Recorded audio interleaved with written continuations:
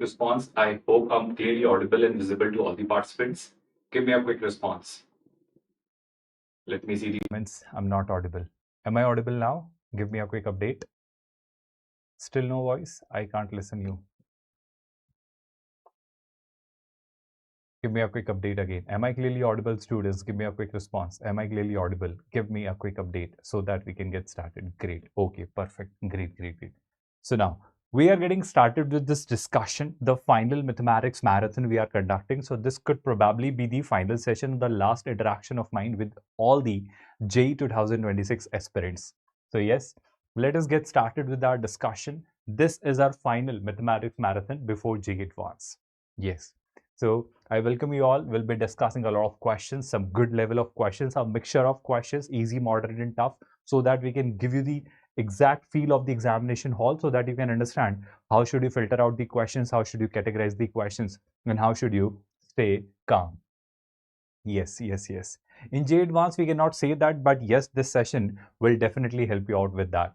Okay, great, great. Okay, Vivek. So with this, I hope you are aware of this Pylons application which we have. With this application, you all have this availability that you can always participate in polls, not only in polls, but you can access PDF notes, short notes, mind maps, and a lot more things are absolutely free of cost with the Pylons app of ours. So in this today's session as well, if you want to participate in these polls, you can definitely participate with this Pylons application. So this is the first question for the day. I hope everybody can see it on the screen, and we'll be conducting a poll, and let's see how many of you get this question's answer correctly. I'm hoping that you don't cheat. You won't be using the help from AI or any other course. Great, great, great. Fully motivated. That's the spirit. You can definitely expect a good, decent score, Tanisha. What I can assure you, promise you, is that this session will definitely help you out with that. Okay, definitely, definitely. I'll pass it on to Gaurav sir, Dhanashri. Don't worry about that. So this is our first question for the day. What does it say? It says a 6 by 6 square in the figures. At our end, let me just check this issue. Are we facing some concerns here as well? Let me see. Definitely, definitely. I'll pass it on to Gaurav sir, Dhanashri, don't worry about that. So this is our first question of the day. What does it say? It says a 6 by 6 square in the figure. So this is at our end. Let me just check this issue. Are we raising some concerns here as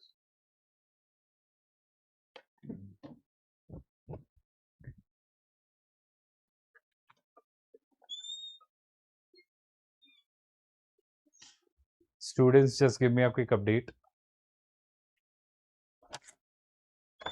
Okay, I'll begin again. I hope you can see this question. Audio very low. I think I'm clearly audible. I think I'm clearly visible, and the system is properly clearly visible to you all. Great, great, great. So let's get restarted. Here we are. Yes, yes, definitely. This is exactly what I'm trying to do it here. 6 by 6 square. So A1 to A49, there are total 49 dots here. Okay. The points of intersection of these lines, vertical and horizontal lines. We say that AI and AJ. So we are defining a terminology here that AI and AJ are friends if they are adjacent, along a row or along a column. So if two dots are adjacent along a row or along a column, we call them to be friends. Okay. So assume that each point AI has an equal chance of being chosen. Okay. So any point you choose has equal probability of being chosen. Okay. Then two distinct points are chosen randomly. So the event is defined as that you are choosing two distinct points randomly out of all of these 49 available points, and P is the probability that they are the friends. P is the probability that they are the friends. Then what is the value of 7P? Okay, great, great, great, great. So with that, how are we going to do it? I hope you are paying attention to this part. I have total 49 dots here. So out of these 49 dots, how am I going to select two dots? I hope you are understanding. Two dots can be selected in 49 C2 ways. No worries, Varshini. I think this can be a quick revision for that. And out of these 49 dots, if two dots can be selected in 49 C2 ways, how am I going to have now two dots in such a manner that they are adjacent? So this is our sample space, the denominator it will be. But if I talk about the numerator, So if I want two dots, so I can first of all choose any two dots vertically, but how am I going to choose them? Let's say I have taken this row. So in this row, if I am choosing this pair, this is first such favorable possibility. This pair is second such favorable possibility. This pair is third one. This pair is the fourth one. This pair is the fifth one. And this pair is the sixth such favorable possibility. So in any row, I am seeing 6 possible favorable outcomes for which I'll be saying two dots are adjacent, which means two dots are to be friends. Now, how many such rows do I have? First row, second row, third row, fourth row, fifth row, sixth row, and seventh row. So technically, in one row, we have 6 possible outcomes, and total there are 7 rows. So possible favorable outcomes row-wise are 7 into 6. This could be somewhere between 2 to 3 hours. Now, if I talk about column-wise data, so column-wise would be again, I hope you can see these are the 6 possible favorable outcomes in one column. So there are total again 7 columns. So 7 into 6 one more time. So 7 into 6 plus 7 into 6 is 7 into 6 into 2.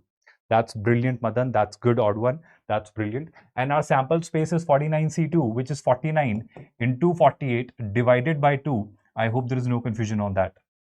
So this is going to be the value of P, but what are we asked? We are asked the value of 7P. I hope you all got this. Everybody understood that without any confusion or hesitation. Everybody with me on this. This I hope you all are good at solving. You all can simplify this and you all can mark 7P as the correct option. And I hope it is easily understood by everyone.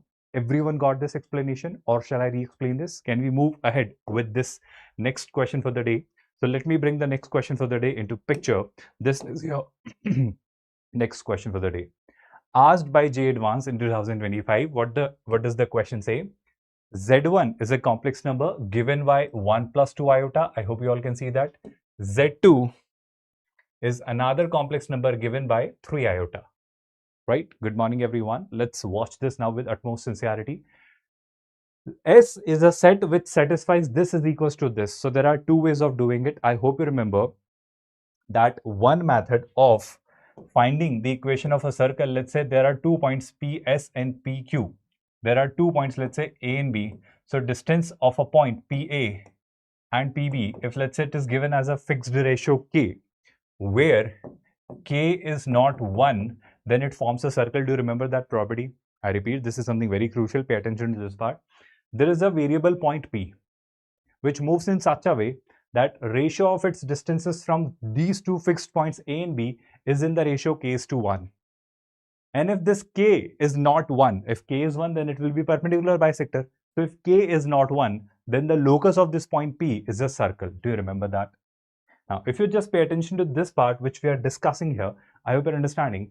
What is this? X plus iota y minus z1. What does it mean? So distance of this complex number from z1 is equal to 2 times distance of that same variable complex number from z2. Yes, that's easy. So with that, Apollonius circle property, that's brilliant, silver boy. With this, I hope you are clearly aware of this, that here, this is your PA is equal to 2 times PB. P is your variable point, A and B are your fixed point. So this Z1 here is your point A, let's say for a while. This Z2 here is your point B for a while. And again, if I'm getting PA is to PB as the ratio 2 is to 1, then this is going to form a circle. So first of all, it will be a circle, but coincidentally, all the options are given as circle. So no help from that. But if I use that Apollonius circle property here, I could get the answer very quickly. But let's say we don't know that. Then what do? Yes, Shri Harsha, that's exactly what I'm suggesting, that rather than doing all of this, you could have gone with one more approach. What does that approach say? That approach says that, sir, instead of doing all this, you simply substitute z by x plus iota y, you'll get the answer. So if this, z1 and z2 are already there, 1 plus 2 iota, 3 iota, this x plus iota y is already there. So if I am squaring it, why am I squaring it? So that when we square it, the under root sign gets removed, so that calculation becomes simpler. So x plus iota y from z1. So distance of x plus iota y from z1. So x minus 1 whole square plus y minus 2. But y minus, I hope 2, will be this whole square. I hope you got this. Under root gets eliminated. Everyone getting this? And there on the right hand side, it is 2 square, which is 4 times whole of. Whole of what? Sir, x plus iota y minus z2. So x minus 0 whole square plus y minus 3 whole square, and that is what we are going to get. So now I need to simply figure out the equation of the circle and my job will be done. Did you all understand that? So here what I get is x square plus y square minus 2x minus 4y plus 1 plus 4, that is 5. Correct me if I'm wrong. X square y square minus 2x minus 4y plus 5. There what will I get? I'll get x square, but it will be 4x square. I'll get y square, but it will be 4y square. I'll get minus 6x, but it will be minus 24x. I hope you're getting it. And then plus 9, but that will be 36. I hope there is no confusion on that. If I rearrange everything, if I take everything on the right hand side, 4x square minus x square is 3x square. 4y square minus y square is 3y square. Then you have minus 24x plus 2x. That is clearly minus 22x. And then you have no term in y. Great. I think am I making mistake? Yes, I'm making a mistake. It should not be 24x. It should be 24y. 3 into 2, 6. 6y into 4, that is 24y. So this 24y gives you what? Let me correct it again. This should be plus 2x here. This should be plus 2x when it is passed to the right hand side. Minus 24 plus 4 will give me minus 20y. And there 36 minus 5, that is clearly plus 31 is equal to 0. Now, that's clearly a circle. All I need to do is simply divide it by 3. That's brilliant, students. I'm enjoying the response which you all are coming up with. That's brilliant. That's really good. With this, I hope we are in the position to finally write our final answer. I'll simply divide it by 3. So when I divide it by 3, I get x square plus y square plus 2 by 3x minus 20 by 3y, and there it should be 31 by 3 is equal to 0. With this, I hope I need not tell you the center and the radius here. I think radius and circle both are asked. So when you talk about center, negative half of the coefficients of x and y. So negative half here is minus 1 by 3. Negative half here is plus 10 by 3. So minus 1 by 3 and 10 by 3 we are given in the option A. Option A is absolutely correct. That is going to be the center. And what is the radius? G square plus f square minus c. G square will be 1 by 9. F square will be 100 by 9 minus c. That is 31 by 3. 31 by 3 can I write as 93 by 9. If I multiply both the sides by 3, so this will be 93 by 9. So if I write it as 93 by 9, what do I get? 100 plus 1, that's 101. 101 minus 93, I hope it's quite understandable. That is going to be how much? 8. So it should be 8 by 9. And 8 by 9, we need not tell 2 root 2 by 3. Are we given that option? I think option D. So with this, option B and C are incorrect. Everybody understood that?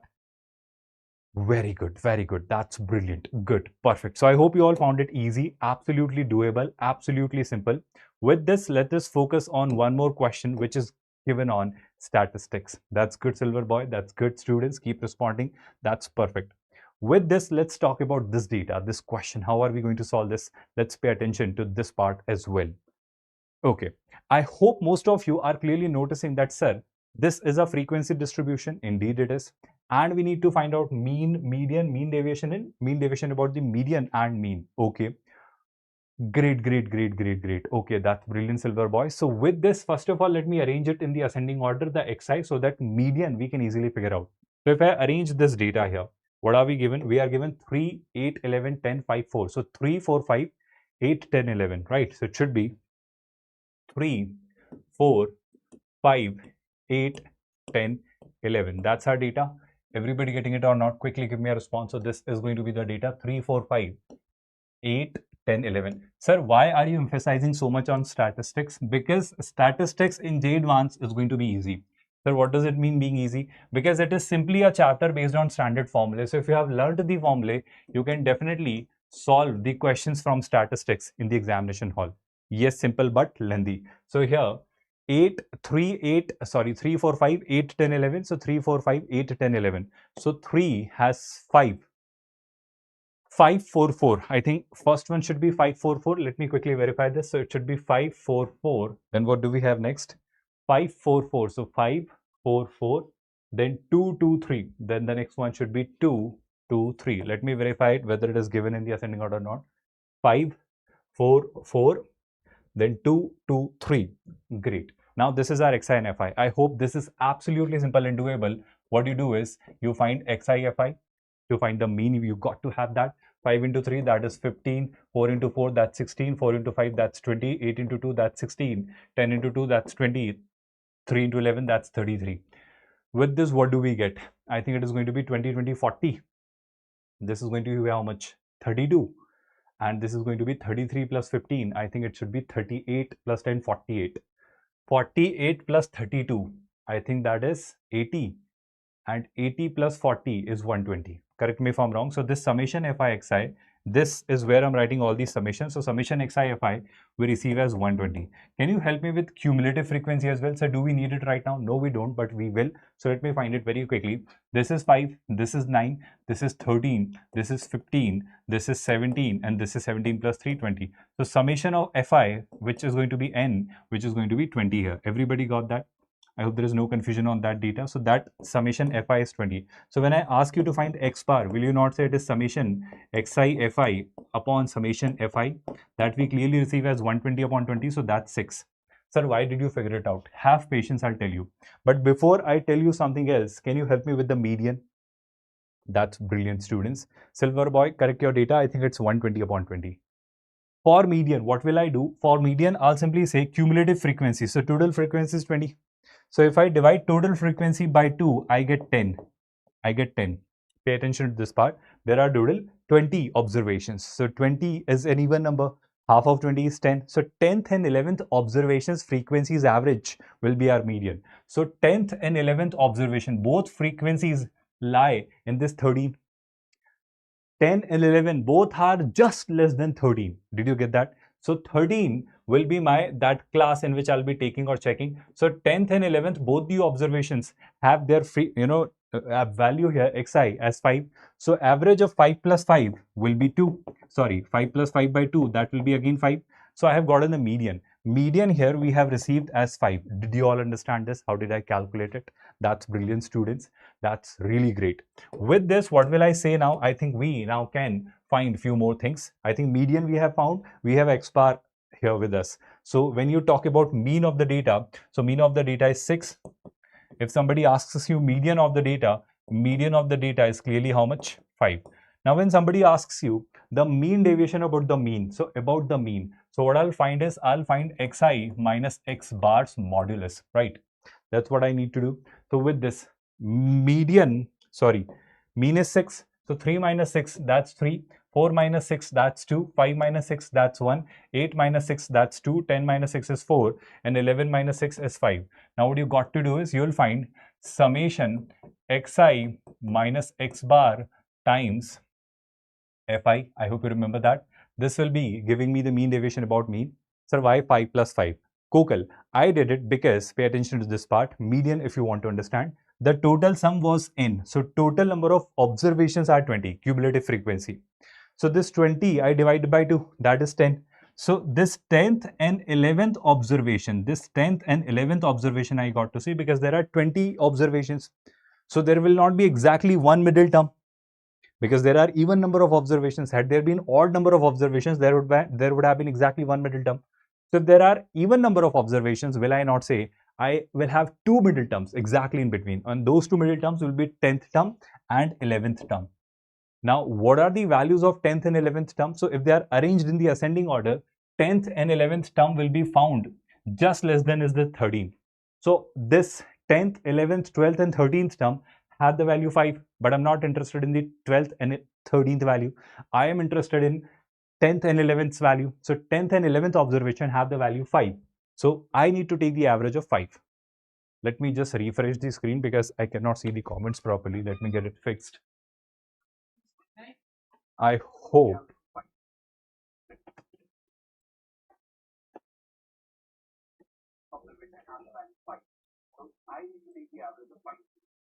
I'm clearly audible and visible, students. I hope it's working fine now.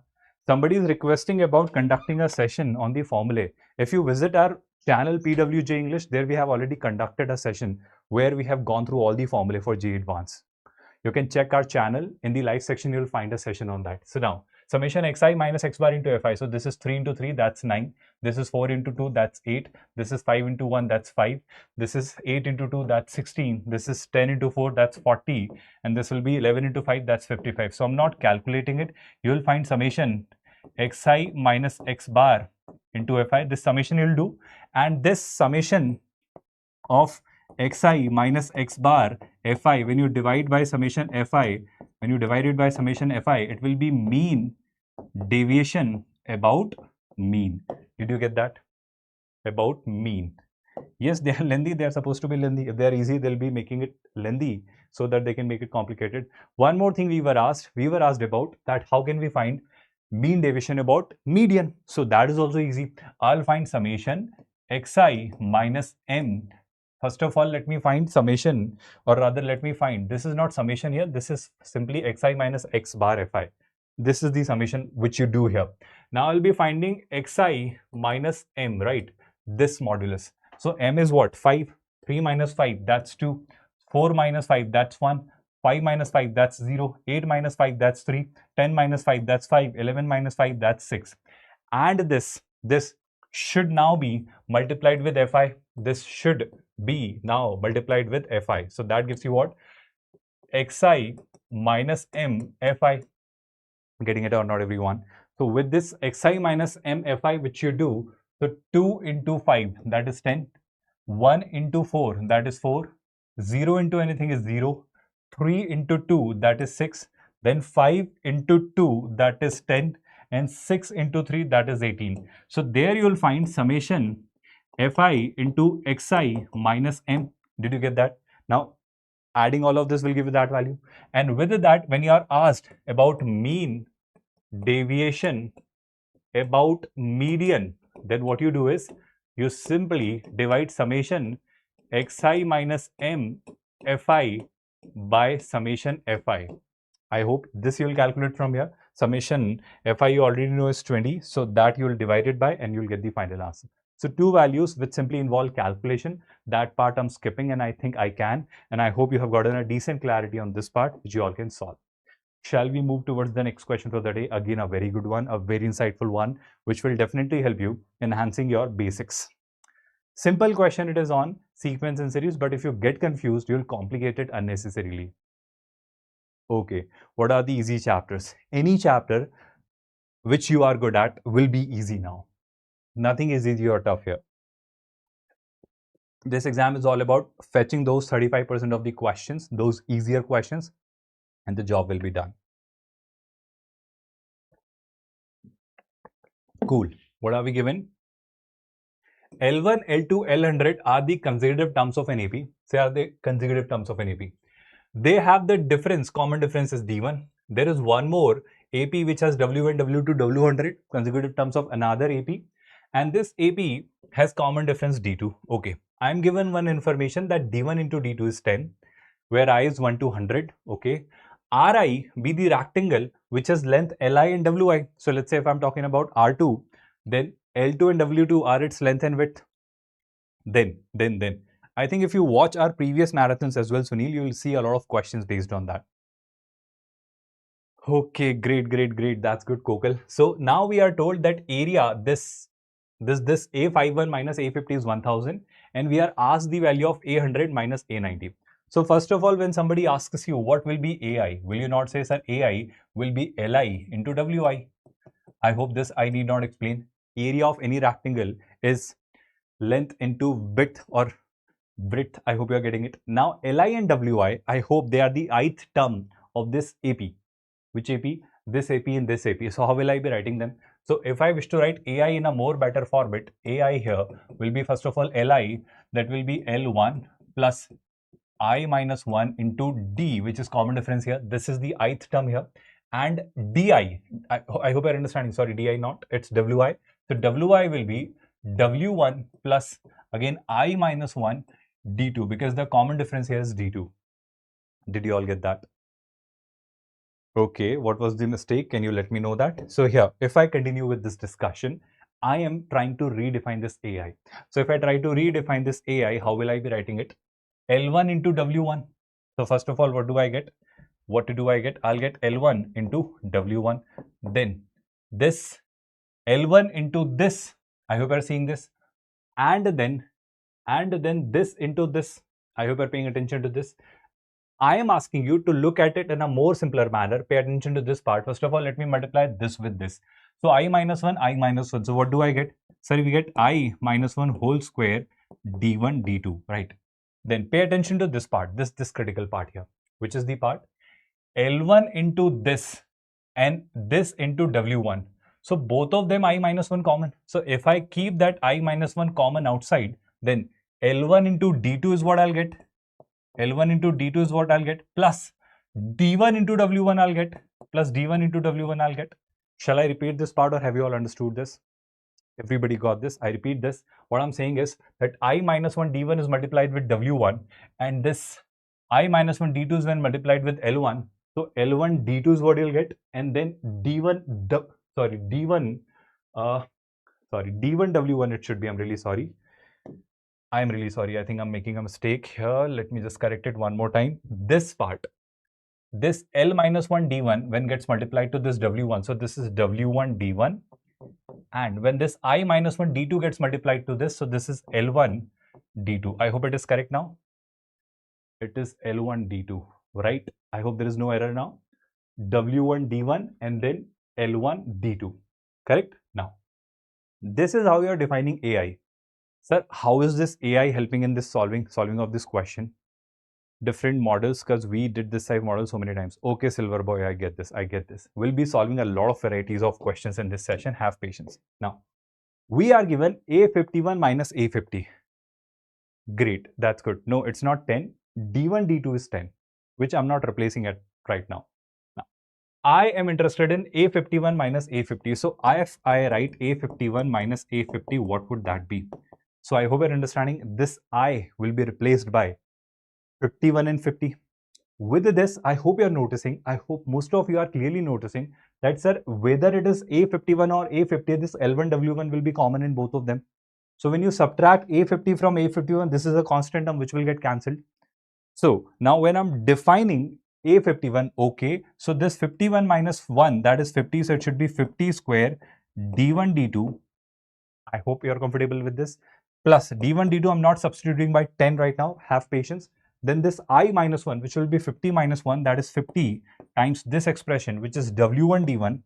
This W1, D1, L1, D2, I got to write a lot many times. So can I, instead of writing it, this entire expression a lot many times, can I take this whole value, this entire value as, let's say, K for a while? Can I call it K? Because K, I think we are not using anywhere else. This I'm substituting by K. So this is 50 square D1, D2 plus 50K, because this is also going to be a constant which I don't know yet. So can I replace it by K? Great, brilliant. With this, shall I now find A50? So what will be A50? This has already gotten cancelled. So this will be 49. 49 square D1, D2. So this is 49 square D1, D2 minus, this is I minus 1. So which is 50 minus 1, that is 49. That is again I have taken as K. So I hope this part is very well understood by you all. No confusion. Great. That's good, Silver Boy. That's good. You come up with so much insights. That's brilliant. So this minus this, I hope D1, D2 can be taken common. 50 square minus 49 square is 50 minus 49 into 50 plus 49. 50 minus 49 is 1. 50 plus 49, I think, is 99. D1, D2. Getting it, everyone? And then 50K minus 49K is clearly K. So this is what you have gotten. Can you help me with D1, D2? Yes, we can. D1, D2 was clearly nothing but what? 10. So this should be 99 into 10, which is 990. And this value we are given as 1000. So this value we were given as 1000. So 1000 minus 990 is clearly 10. So with this, we crack this K as 10. So this entire value we have cracked as 10. Comfortable, everyone? No confusion with that. I got your point, Silver Boy. That's brilliant.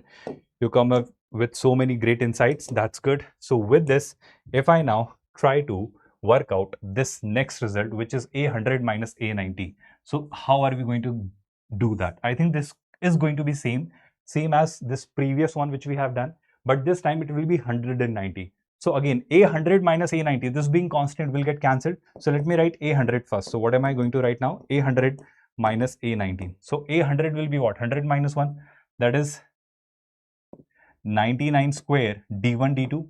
Comfortable with this, everyone? And then 100 minus 1, that is again 99. Can I write that here? A little away here? 99 times K. Did you get that? Now, A90, this got cancelled. A90 will be 90 minus 1, that's 89. So it will be minus 89 square d1 d2 plus, here again, how much is that? 90 minus 1, so that is 89k. Correct me if I'm wrong. Is it not something which you can do within seconds? Because here, it is 99 square minus 89 square. So 99 minus 89 is clearly how much? 10 into 99 plus 89. So it's like 100, it is like 90. 100 plus 90 is 190, but 2 less than that. So it should be 188. Correct me if I'm wrong. So it is 188 into d1, d2. That is clearly 10. Everybody got this? This is 99 minus 89. That is again how much? 10 into k. What is k? Sir, k is also 10. So this will be your answer. Will you do it by yourself now? This is going to be the answer which you all are good at. Brilliant, brilliant, Kokal. I'm glad you were right. Everybody understood this. Easy, doable. Oh, which slide buffered? I don't know that. So if I now come to a very simple and very easy question, can you quickly tell me the answer to this question within seconds? So we are stopping this poll. Okay, let's select the correct option as 0. Forget this. Now, let me now talk about this next question, which is a multiple choice. Let's see how many of you get this answer to this question quickly. No, there's no calculator in the advanced. Here we are. What does this question say? A very easy question, just deliberately kept to make you realize that in the examination you'll be solving this category of questions as well. Rather easier than this. It says which of the followings are not the square of a 3 by 3, the square of a 3 by 3 matrix with real entries. So first of all, please understand, let's say there is a matrix A. Let's say there is a matrix A. And when I'm multiplying A with A, which means A dot A, mind you, Silver Boy, the language, A dot A means what? A square. So this product, these options A, B, C, D, which we are given, are the product, are the square of a matrix with itself, are the product of a matrix with itself. So this is basically a square. Okay, that's good, Kokal Saini, that's brilliant. It should not be greater than 1, but it should be non-negative, the better language here. So what I'll say here is that this could be that A square, or this could be that A square, or this could be that A square, or this could also be that A square, right? Or you could have called them A square, B square, C square, D square, whatever you want to call them, right? So this, let's say, is matrix C, so this is C square. If there is a matrix B, so this could be, let's say, that matrix B's square. Let's say there was a matrix D, which we don't know, but this is that matrix D's square. So if, let's say, we are considering all the options to be correct, with this, I know that if I take a determinant here, so if I take a determinant here, here also I can do that. So A square's determinant is equals to determinant of A square. Getting it or not, everyone? So here on the RHS, I'm seeing square of a real number, which means it should be non-negative. So right hand side should be non-negative. Let's check and verify whether left hand side is non-negative or not. This is clearly a diagonal matrix. For diagonal matrix, if I want to find its determinant, it will be the product of the diagonal elements. So 1 into minus 1 into minus 1, that is plus 1. Is it possible that A square can be 1? Yes, that's possible. We are asked are not. So this is not my answer. What about here? B square. I hope you're understanding here. If I find the determinant of B square, it will be 1 into minus 1. That is minus 1. I think that's mathematically false. It cannot be. So it's my answer. Let's check it for option C. For option C, 1 into 1, that's true. So mod C square is 1. So yes, that's possible. Option C can be, so it's not my answer. What about option D? Minus 1, minus 1, minus 1. That means D square, determinant D's square, I'm receiving as minus 1, which is mathematically false. It is not true. So it cannot be. Option B and D. So the determinant should be possible, not negative in the logic, sir. Yes, Satish, but check this language here. It's determinant A square, which should be non-negative here. So with that, the answer should have been B and D. Option B and D. Let's see how many of you got it right. So let's stop the poll. I think some of you, odd one, Mr. Beast, Vantaku and Mohan. That's brilliant. That's brilliant. I'm glad you marked it correctly. That's good, students. Let's move towards the next question then. I hope so far whatever we have discussed, you have gotten a decent clarity on that. Shall we move towards the next question? Here we are with the another question for the day. Can somebody quickly solve me and tell me the answer? Okay, with this, it will, of course, will have an integer type answer. So let's start a poll and let's see how many of you get this. The product of all positives. So catch here is that even if you solve this, you got to find all the values of x, because you got to verify that whether those solutions which you are getting are positive real values or not. Everyone getting that? satisfying this equation. So if I solve this equation, if I take log at base 5 on both the sides, it will be log of x at base 5 raised to the power this. So this can be brought to the front. So it will be 16 log x at base 5 cube minus 68 of log x base 5. I hope it's not confusing at all. And there, if I take logarithm, it will be 16 to the front minus 16 to the front. Log 5 base 5, which I need not tell you, is going to be 1. Silver boy, for that you got to install our application PyLens. You can avail it from Chrome Store if you're watching it on the browser of your screen. You can download it from Play Store if you're watching it on the phone. And from that, you can mark. I hope you got this. And this is not just for the polling purpose. You can avail PDFs, mind maps, short notes, previous year's questions, quiz, and everything for free of cost with the help of this feature PyLens. And it does not only work on our application, our videos, it works on all the other videos as well. Any random video if you're watching on YouTube, it will be working there as well. That's the beauty of this feature. Polling feature is available with PW videos only, but other features are available there. Great. With this, I think I am in a very good position to solve this question. All I got to do is, first of all, for a while, for the sake of simplicity, can I take log x base 5 as t? So this is 16t cube. This t and t cube gives you 16 to the power 4 minus 68t, t into t is 6 t square. So this is 68t square. And this is minus 16 into 1, which when brought here becomes plus 16. Correct me if I'm wrong. 16t to the power 4 minus 68t square plus 16.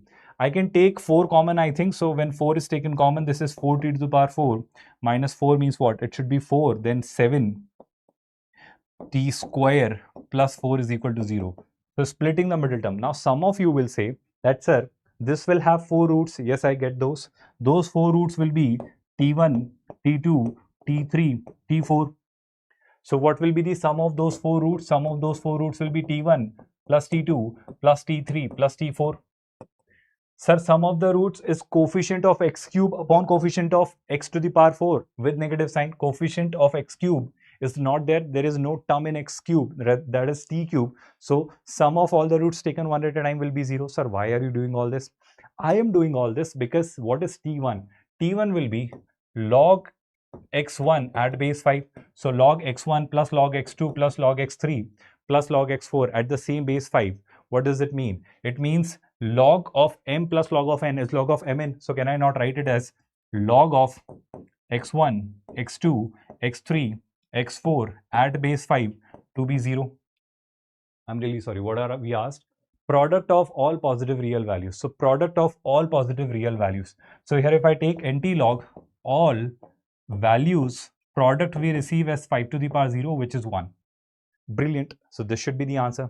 I also think so. But there is a catch. What is the catch? Have you verified that all these values x2, x3, x4 are positive? Have you verified it? Sir, they are supposed to be positive. Why? Because they are the variables of logarithm. So when did you verify this? We haven't verified it so far.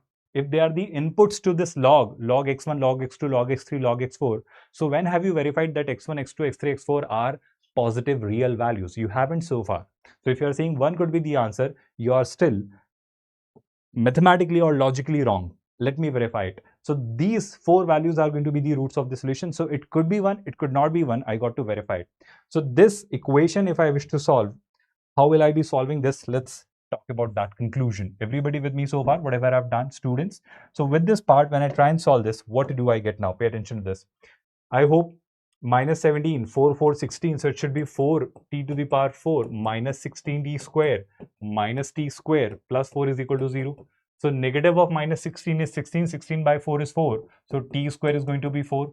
And negative of minus 1 is 1. So this is 1 by 4. So if t square is 4 in 1 by 4, t will be 2 minus 2, 1 by 2 and minus 1 by 2. Sir, these are the negative values. No, we are not interested in the values of t.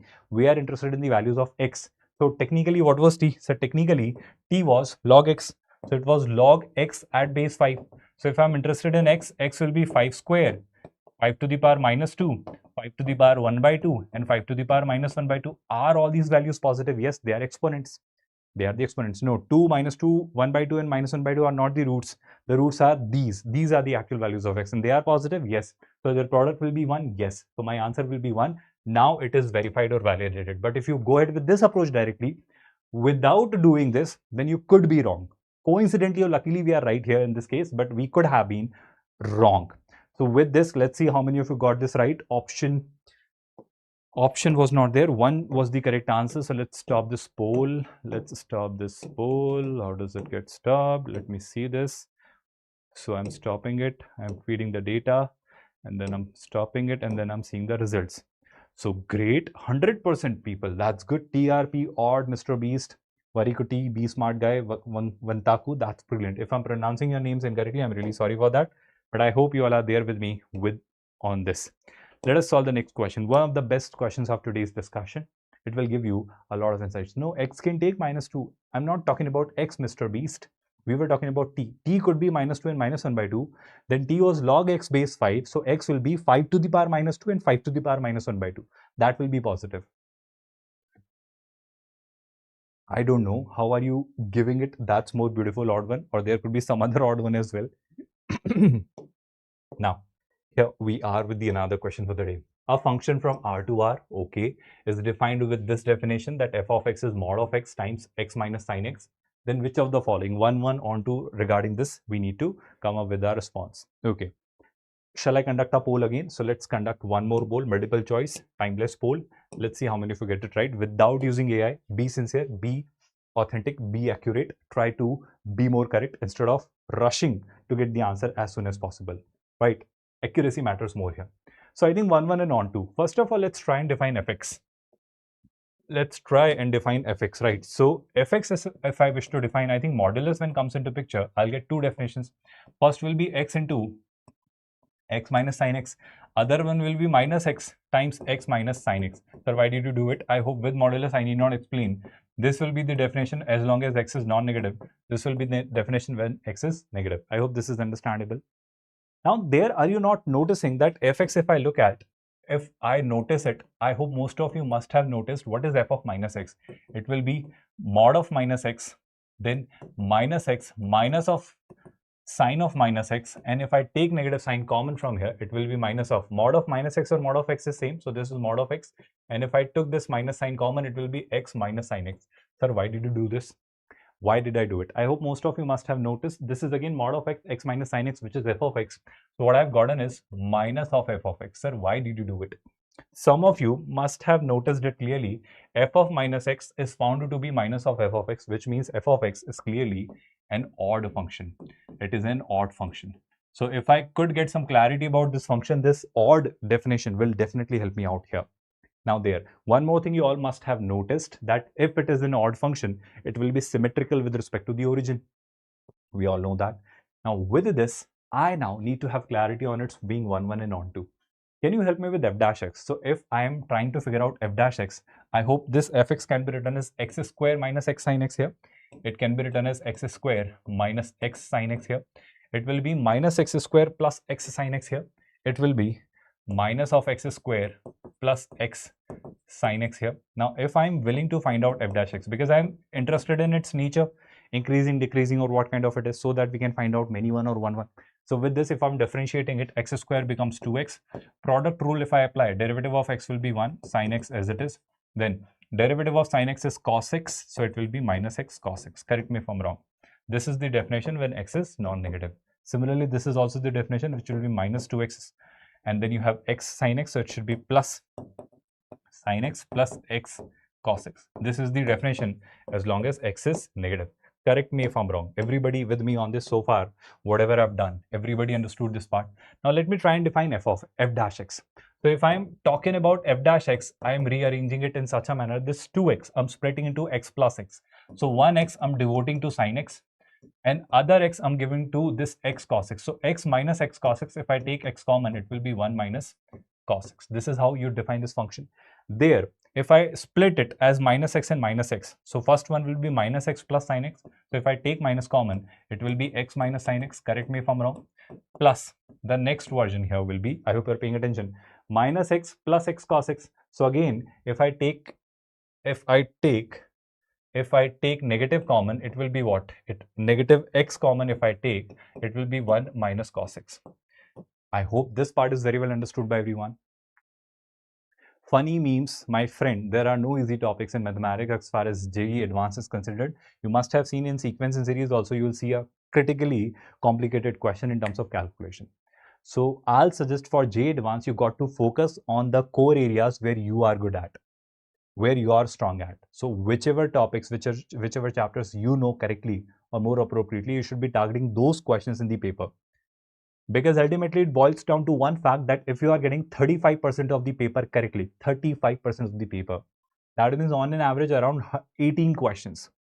180 minutes for 18 questions, 10 minutes per question you are getting. And with 18 questions correctly done, you will be getting, with 18 questions, that is 35% of your paper, you will be getting a rank under 10,000. And that's sufficient to get an IIT. 40% of the paper will get you a rank under 5,000. That's sufficient to get a top IIT. Did you get my point? So there is nothing easy, moderate, or tough in this paper. It all varies or changes person to person. Person to person means if you're good at certain topics, you should be targeting those topics. If you feel that this question is easy, go for it. Just look for those 35% of the questions, get them done, your job will be done. Did you get my point? Everybody? Now, no confusion on that. Here we are. This minus x, so minus, I hope what I did was minus x plus sin x becomes x minus sin x, and minus x plus x cos x becomes this. Sir, why are you doing all this? Have patience. I'll tell you why are we doing all this. I want you all to look for something more interesting. Do you know the graph of y is equals to x and y is equals to sin x? If I ask you to draw the graphs of y is equals to x and y is equals to sin x, this is how you draw the graph of y is equals to x. This is the graph of y is equals to x, and this is how you see the graph of y is equals to sin x. Do you remember that? Sir, why are we discussing it? We are discussing it because of a specific reason that here, if I ask you the nature of x minus sin x, the nature of x minus sin x, where x is positive, sin x is less than x, whatever it is. But when x is greater than 0, when x is greater than 0, this is greater than this. I repeat, x is greater than sin x. And if x is greater than sin x, if x is greater than sin x, this part is positive. Everybody getting this? Of course, it could be 0. When x and sin x both are 0, it will be 0. What about 1 minus cos x? Sir, 1 minus cos x, if I know cos x is between minus 1 to 1. So 1 minus any value between 1 and minus 1 will be less than 1. When it is 1, it will be 0. So this will be positive. X is already positive. This when x is non-negative. So this is also positive. I'm saying this could be 0 when x is 0. Otherwise, it will be positive. F dash x for all the positive values of x is positive. What about this zone? Again, for all the negative values of x, for all the negative values of x, for all the negative values of x, I can see that sin x is greater than x. Sin x is greater than x, which means x minus sin x will be negative. X minus sin x will be negative. But negative into negative is positive, so this is positive. 1 minus cos x, I repeat, 1 minus cos x is positive. X is negative. Negative of negative is positive. So positive into positive is positive. So this is also positive plus positive. What have you interpreted by doing this? I am trying to make you understand a simple fact that this could be 0 at a point, but it is not a 0 for a specific period. That means it is not increasing. It is strictly increasing. At one point it is becoming 0, but this is a point. This is not an interval. So this function fx, since we can claim that f dash x is greater than equal to 0, although it is 0 at one point only, then I'll be saying for all the real values of x, whether positive or negative, I'll be saying fx is strictly increasing. I'm not saying increasing, I'm saying strictly increasing. I am saying strictly increasing. And if it is strictly increasing, first thing I got that it will be 1, 1. It will be 1, 1, which means either option B, I'm really sorry, it is not 1, 1. So it is 1, 1. So either option A or option C will be my answer. But now I need to verify into or onto. So for that, I need to look at its codomain and range. So let's try and work out its range. So when I am trying to redefine its range, you get clarity on its range by looking at this expression only. What I'm trying to make you understand is, let's look at this function f of x. Let's look at this function f of x, which will give us a total clarity about its range. If you want this PDF, all the notes of this entire session, what you can do is you can follow our WhatsApp channel. The link is given in the description. After the session, this entire PDF will be uploaded on our WhatsApp channel at absolutely free of cost. Now with this, What do we do here? Pay attention to this part. Fx is this. Fx is this. Or rather, I'll take fx as mod x, x minus sin x. See, what is f of x? F of x is mod x times x minus sin x. Now pay attention to this part. This sin x is always between what? Minus 1 to 1. So no worries about that. This is from minus 1 to 1. This mod x will be always positive. Getting it or not? Great, great. But this x is taking all the real values. I hope you're understanding it. So all the real values minus 1 to 1 into all the real values, which is positive. But this could be positive, negative, anything. Are you not noticing that this could be from minus infinity to infinity? How can you be so sure, sir? I am saying when x approaches minus infinity. I am saying when x approaches minus infinity. Of course, it is 1, 1, strictly increasing. So, of course, it is coming from somewhere and going somewhere. So, that minimum value and maximum value of this function is needed to be found. Increasing, it is strictly increasing. And there, if x approaches minus infinity, this will be something positive because even negative values mod is positive. This is minus 1 to 1, but this is minus infinity. So infinity into minus infinity is minus infinity. Don't go into those indeterminate forms. I am saying this is something very big positive number. This is something very small negative number. So this product will be something very small negative number. So this f of x when x approaches minus infinity will be approaching minus infinity. And similarly, when I say that if x approaches infinity, where will this fx go? I'll say infinity, 1 to minus 1. So infinity into infinity will be a very good, huge number, positive number. So this f of x will be approaching infinity. So what about its codomain? Sir, its codomain is R and its range is also R. I hope understanding my language. So its range is also R, which is minus infinity to infinity. Codomain and range are equal, which means this function is going to be on 2. This function is going to be on 2. So this is 1, 1 and on 2, which means option C is going to be the correct one. Let's see how many of you got it right. So option C is the correct one. Okay, so yes, 83%. That's a good response. That's a good response. Kaushik, Mr. Beast, Vantaku, Wilson, Mohan, that's good. I'm glad a lot of you are responding. Brilliant. Shall I move towards the next question then? Shall I give you a very easy question now? Shall I give you a terribly easy question now? Let's see how many of you get this. Why are you asking that? Why are you asking that? Concern. Opro Boy Gaming. Why are you asking that? I hope this is one of the easiest questions for today. Let's see how many of you get it. Shall I do a quick poll here? So this is, let's say, a single correct option. So for single correct, let's quickly begin this. Don't use AI, use your own brain. Sine inverse. So first of all, I hope you know that if I take sine inverse 3 by 5 as alpha, sine alpha, I'll be calling as 3 by 5. So if I wish to write in terms of 10, here it will be 10, 4 by 5. Got it or not? Sorry. 3 by 4, I'm really sorry, because perpendicular is 3, hypotenuse is 5. So it will be 10 inverse 3 by 4. Got it or not, everyone? Minus 2 times cos inverse. So if cos inverse 2 by root 5, if I'm taking as beta, so I hope you're understanding cos beta here will be 2 by root 5. So if I want to convert in terms of 10, so it will be 10 inverse. That numerator is your base. So 2 square is 4, root 5 square is 5. 5 minus 4 is 1, so it should be 10 inverse 1 by 2. Everybody got this? Or should I do it more simply? What does it mean? Can you help me? Why are you asking that? Now, here, we are going ahead with this. 2 tan inverse x. I hope you remember the formula for 2 tan inverse x. How much or what is that? We all know. I hope there is no confusion about 2 tan inverse of x. Do you remember that formula here? And if I apply that property here, I think I'll get this value. Then after applying this property here, I'll get tan inverse x minus tan inverse y. That also you know. And finally, you'll get the answer. So shall I do it further or will you do it by yourself? Everybody, quickly in the comment box, tell me what is 2 tan inverse x and then the next formula which I'm interested in, which is tan inverse x minus tan inverse y. These two formulas, quickly everyone. 2 tan inverse x and then tan inverse x minus tan inverse y. If you tell me these two formulae, we'll be done with these questions. Quickly everyone. So there you have 10. Quickly, is there anyone who's telling me this? Because with this, we have gotten to the answer. I need not tell you. I hope all I'm asking you the formula of 10 2a. That is 2 tan a upon 1 minus tan square a.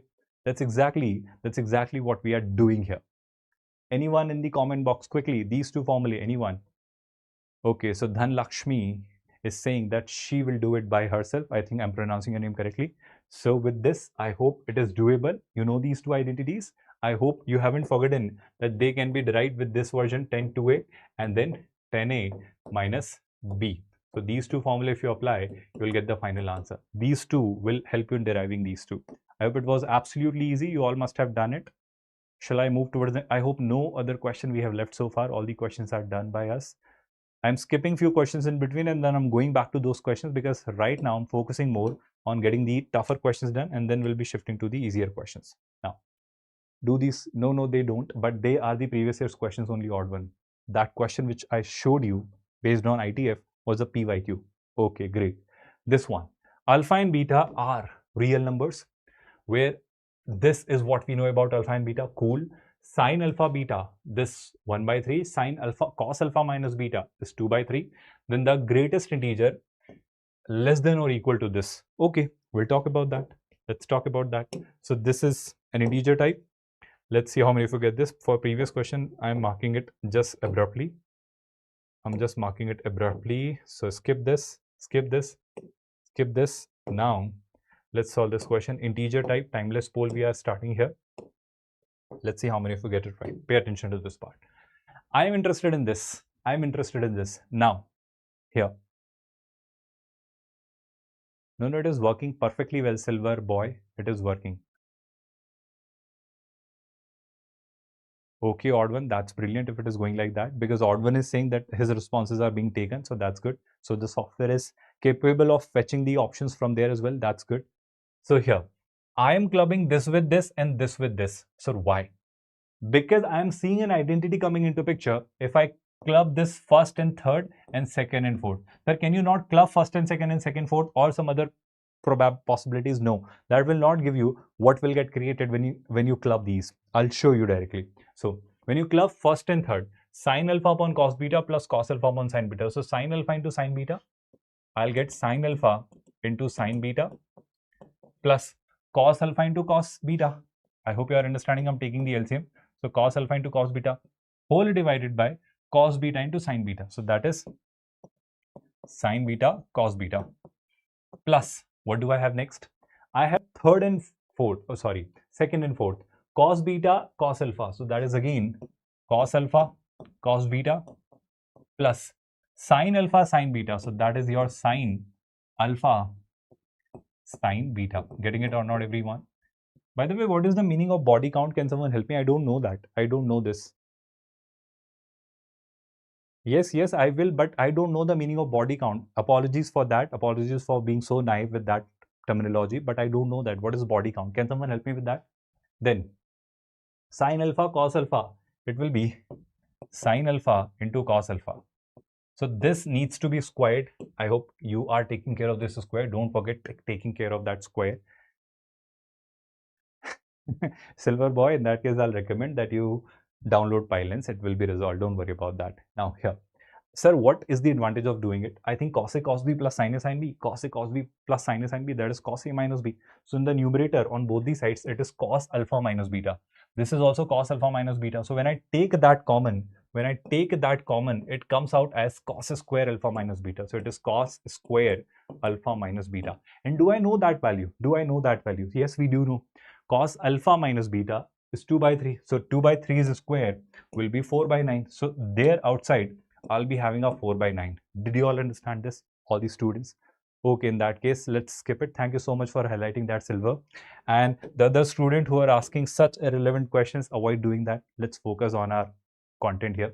Now, I hope I can do one thing. If I divide and multiply the numerator and denominator by 2, I'll get something very beautiful here.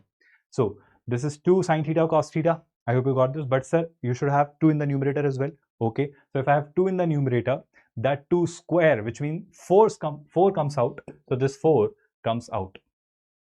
Did you all get this? So this should be 16 outside. 16 by 9 technically. Sir, what is the point here? 2 sine beta cos beta is sine 2 beta. And 2 sine alpha cos alpha is sine 2 alpha. So that's the advantage. I hope most of you must have now realized why did we do it. I hope you all got this, everybody. No, it's not tough and lengthy side. It's easy. It's easy, isn't it? if you are applying the right steps at the right time. That condition I'm using. So if I again take the LCM, it will be sine 2 alpha here. It will be sine 2 alpha here. Plus it will be sine 2 beta. Sine 2 beta divided by sine 2 beta into sine 2 alpha. Divided by sine 2 alpha into sine 2 beta. Now please don't say that, sir, again you multiplied by 2 in the numerator and denominator, this will be again be sine 2 theta. No, this is sine 2 alpha into sine 2 beta, and of course it is not 2 sine theta cos theta, so that is not working here. But what is working then? I hope you remember, have we not discussed 2 sine A sine B? For this, do you not remember a formula? We did discuss this a lot many times, cos A minus B minus cos A plus B. Do you remember this version? I hope you remember it. Cos A minus B, cos A cos B plus sine A sine B, cos A cos B minus sine A sine B. Sorry, cos A, yes, I'm saying it correctly. So cos A cos B plus sine A sine B, cos A cos B minus sine A sine B. So cos A cos B are getting cancelled. I'm getting minus of minus, that is plus 2 sine A sine B. Everybody got this? Everybody? Now, avoid fighting in between, avoid having a clash. Pay attention here. Avoid using that language. Everyone, stay focused. You are having your exam on Sunday. Forget all of that. Focus here. This is more important. Forget all of that. Now, here we are. So this is sine A sine B. So, sir, I need a 2 here. So in order to have a 2 here, I got to have a 2 in the numerator as well. So 2 in the numerator means again 2 square. What is 2 square? Which means again one more 4. 4 into 4, 16. 16 into 4, that's 64. So I'll be having 64 by 9 in the numerator so far. Everybody got this? But sir, you got to resolve this as well. Yes, we are resolving it. So when I wish to resolve this denominator part, so I hope 2 sine A sine B, 2 sine A sine B, that is cos A minus B minus cos A plus B. So I hope you remember, there our A is going to be, I hope you remember, A is going to be 2 alpha, B is going to be 2 beta. Take care of it. I'm removing it. So I hope nothing goes wrong. So this will become, this when removed becomes what? Cos 2 alpha minus 2 beta. So it will be cos 2 times alpha minus beta. Can I do so? I hope you're okay with this. Minus cos 2 alpha plus 2 beta. So minus cos 2 alpha plus 2 beta can be written as 2 times whole of alpha plus beta. Correct me if I'm wrong. The numerator part is sorted. How, Silver Boy? Can you suggest it? You come up with a lot of great ideas a lot many times, but how? You tell me that. I'll be really happy. Mohit, I don't know. The Sunday paper will be. You are asking me to fill in the blanks. Do fill in the blanks. It will be unpredictable. Now with this, sine A, sine B, I hope you remember it, sine A plus sine B. Or rather, if you don't remember it, I hope you remember this version 2, sine A plus B by 2 into cos A minus B by 2. Shall I tell you that version, or do you already know that? I hope I did not tell you that. No worries, funny games, funny memes. You know a lot, just trust the process. Just remember one more thing here clearly. In the last 2-3 days, don't try to, overburden yourself. Don't try to study everything. Don't try to attempt a lot of mocks. Don't try to study at nights. Don't try to disturb your cycle. Try to let your body get adjusted to that routine. What kind of routine? That routine which you are going to there in the examination hall. Try to let your body get adjusted to that morning shift routine and that break, lunch, and then afternoon routine. That routines adaptability should be brought in your body, because this is the difficult part. I had a lot of students, trust me, a lot of students of mine who were capable of getting into IITs. They had that knowledge, they had the ability. When they were attempting mocks, they were scoring well.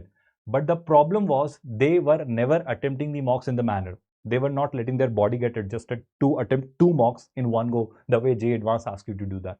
Second paper is all about that stamina, endurance, that tolerance, that capability, that capacity thing. So it's like a test match. You got to stay there. I hope you understand test match. Test matches starting from morning till it goes till evening. So you got to show your temperament there, the mindset, the calmness, the cool, composed attitude of yourself will be tested here. Getting my point, everyone? So let your body get adjusted to that routine. So from now on, attempt at least 1 mock. In the same fashion, you'll be taking your paper, so that you see what challenges your body throws at you. Did you get my point, everyone? Get adjusted. Now with this, I'll come back to this. Sine C plus sine D, that's what we have applied. Sine C plus D by 2, sine cos C minus D by 2, right? Everyone got this? Numerical solving time. I'm in the dilemma in the middle of the problem. Okay, no worries with that. So here we are. Sine 2 alpha, sine 2 beta. So A is your 2 alpha now and B is your 2 beta now. I hope no confusion on that, everybody. So sine 2 alpha plus sine 2 beta. This will give me 2 in the numerator, one more 2, okay, that's fine. This is 2 sine 2 alpha plus 2 beta by 2, so it is nothing but what? Alpha plus beta. Then cos 2 alpha minus 2 beta by 2, so that is cos alpha minus beta. So this part, the numerator part, is very well sorted. Why? That I think I'll discuss in the next video. Right now, let's focus on solving these questions. So sine alpha plus beta, what do we know? So this is 1 by 3. So I'll substitute this value by 1 by 3. So this is 2 into 1 by 3. Cos alpha minus beta, that we know is 2 by 3. So I'll substitute this 2 by 3 here. I hope you are okay with this part, comfortable with this. Now, sir, what are you going to do with this? Do you know something about that? Yes, we can do something about it. But how? Let's talk about this. Pay attention to this part. I'll be using one more identity here, cos 2 theta. So cos 2 theta has two versions. Which two versions? One of them is 2 cos square theta minus 1. Other is 1 minus 2 sin square. There are two more of it, but I'm using these two as per the need. Cos 2 theta, alpha minus beta. Alpha minus beta, I have terms in terms of cos. So for this, I'll be using 2 cos square theta minus 1. So this cos 2 theta, can I not write as 2 cos square theta minus 1? Got it or not, everyone? Give me a quick response. Minus this, minus cos 2 times alpha plus beta. So cos 2 times alpha plus beta is 1 minus 2 sine square alpha plus beta. I hope most of you are getting it now. So 2 sine square alpha plus beta. Getting it or not, everyone? Give me a quick response, all the participants. Okay, great. I hope I haven't missed anything important when you were texting a lot of comments. Here we are now. I think all I need to do is just put some values, solve it and get the answer, which is absolutely doable. Cos alpha minus beta is 2 by 3. So here it will be 2 by 3 square, which is what? 4 by 9. 4 by 9 into 2 is how much? 8 by 9. So it is 8 by 9 minus 1, right? That's your first part. Sine alpha plus beta, that is 1 by 3. 1 by 3 square is 1 by 9. So it is 2 by 9. It is 2 by 9 here. So 1 minus 2 by 9. It is 1 minus 2 by 9. So it is clearly 7 by 9, but with a negative sign. So it should be 7 by 9. Correct me if I'm wrong. This is 7 by 9 here. I think, will I have this minus 1? I think I have mistakenly taken this minus 1. I think this minus 1 is not supposed to be there. Or is it? Let me recheck everything very quickly. This was the expression, right? Let me recheck. Cos alpha minus beta is 2 by 3. I'll write it separately so that we don't confuse it unnecessarily anymore. 64 by 9 here. This numerator has 4 by 9 in the numerator. Let me talk about the denominator. Cos alpha minus beta, that is 2 by 3, which is 4 by 9. 4 by 9 into 2, that is 8 by 9. So it is 8 by 9 minus 1. Minus 1 minus sine alpha plus beta is 1 by 3. 1 by 3 square is 1 by 9. So it should be 2 by 9. So this is 2 by 9. From here, shall I leave it up to you? Will you do it by yourself? I think it's simply a calculation. I was supposed to tell you the approach. I hope you have gotten the idea on the approach. So with this calculation, you'll get the number. Of course, it could be a fraction. So when you get that fraction, they asked you the GIF of it. So GIF, I hope you're good at doing or finding. Will you do that by yourself, all the participants? Can I move ahead from here? Everybody got this. Everybody understood this. I hope there is no confusion so far on whatever we have discussed. Shall I move ahead from here? So let us solve the next question for the day. Again, a very good one, very insightful one. For the previous question, I'm just skipping it. I am moving towards the next question. What does it say? A and B are real numbers. Shall we do a poll here as well? Let's do a poll. So let's create a multiple choice timeless poll here. Let's see how many of you get this right. F R2R be defined by fx is equal to a cos of this plus b of this. Okay. Differentiable, not differentiable, a, b, x, 0, 1. That's what we need to verify. Everybody with me so far?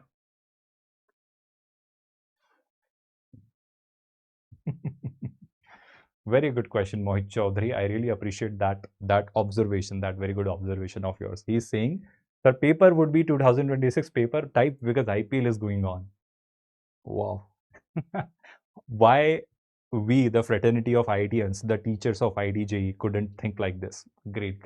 Now, fx is given like this.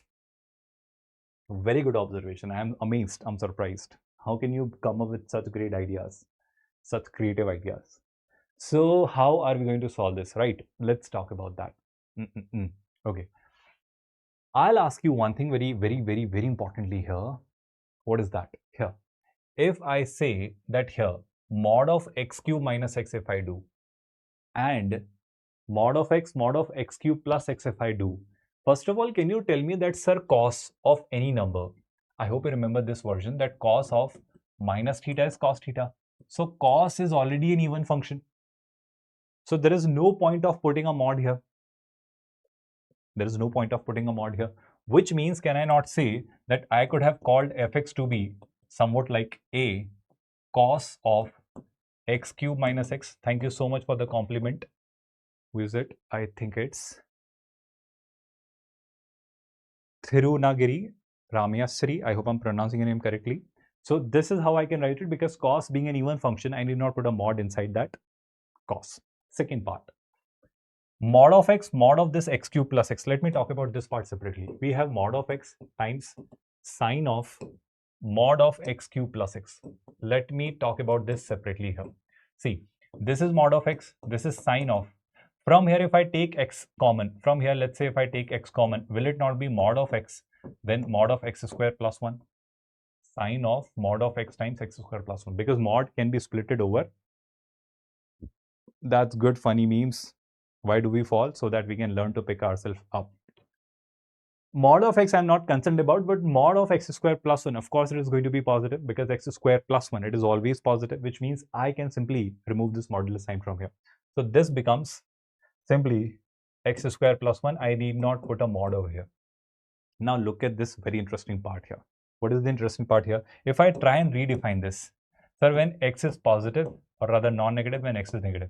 So when x is positive, this is positive, this is positive, so it will become x sine x into x square plus 1. Getting it on, everyone? And when x is negative, minus x, minus of this, so it will again become x times sine of the same x times x square plus 1. Did you get my statement, or shall I repeat it? Yes, they are handpicked relevant questions for advanced darshan. As per my capacity or capability, I tried bringing them.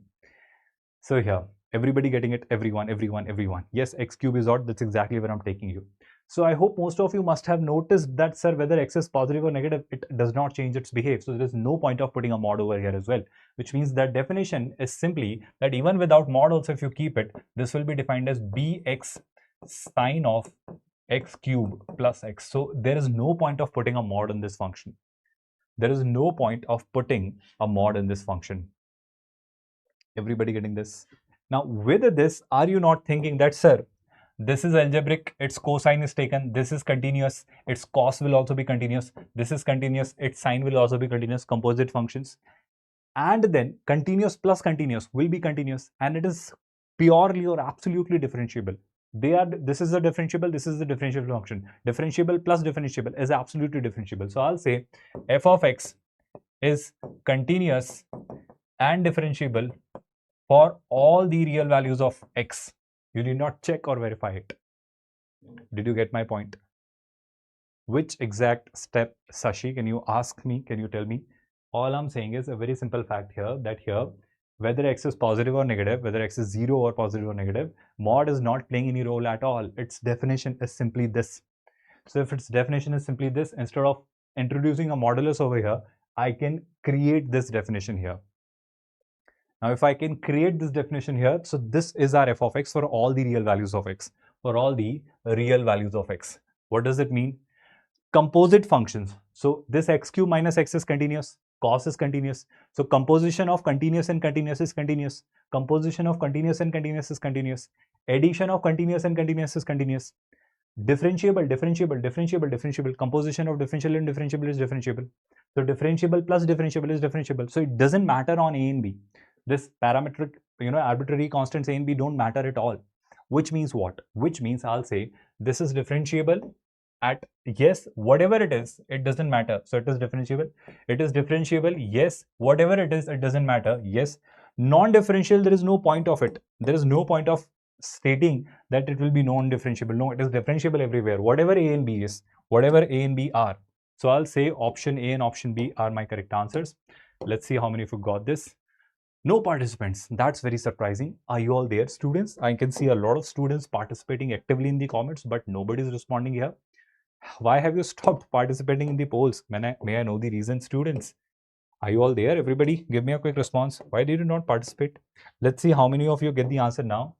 This is again a very beautiful question. Multiple choice, I'll call it. Timeless poll we are creating again. So, let's solve this question.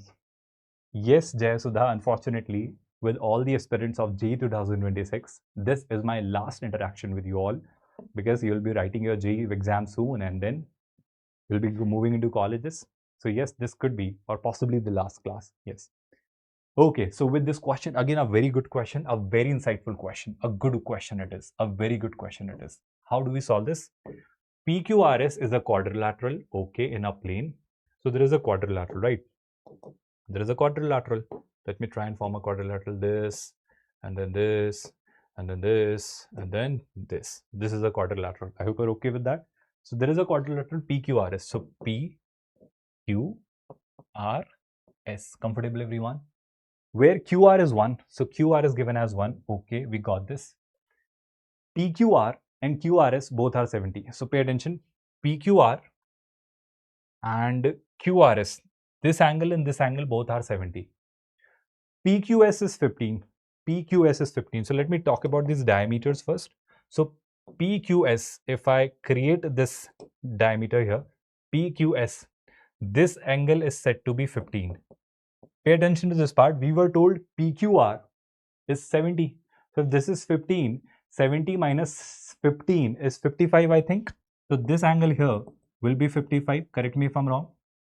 Now, PRS is 40. What is PRS? Let me create this diagonal as well. So PRS is given to be 40. So this angle PRS here is given to be 40. Getting it, everyone? So PRS is 40. Then QRS was 70. So will I not say that this will be 30 here? Everybody, all the participants. I have poets in my class today. I have a lot of great poets in our class today. A lot of artists are participating in our class today. A lot of great motivational, inspirational speakers, keynote speakers we have invited today who are putting a lot of comments. Good to have you all the renowned personalities of our nation, of the world. So I think this is what we have. What else we have? RPS is theta. So RPS, this angle is given as theta. PQ is alpha. What is PQ? This PQ is alpha. And PS is beta. This PS is beta. Cool. Then the interval that contains this 4 alpha beta sine theta. Okay, I'll try to do it. Now, how do I do it? This is our quadrilateral, right? So this is what we have. How should I begin with this data here? If I simply ask you a few more angles, I am asking you to look at this angle here. Can you help me with this angle over here? Pay attention to this part. 40 plus 30, 70 plus 55. I'm looking in this triangle, QRS. I hope you are noticing it, this triangle, QRS. So 40 plus 30, 70, 70 plus 55, how much is that? That I think is 125. Now 125, what should be added so that it becomes 180? So 30, 50, so I think it's 55. So this angle here should also be 55, should it not be?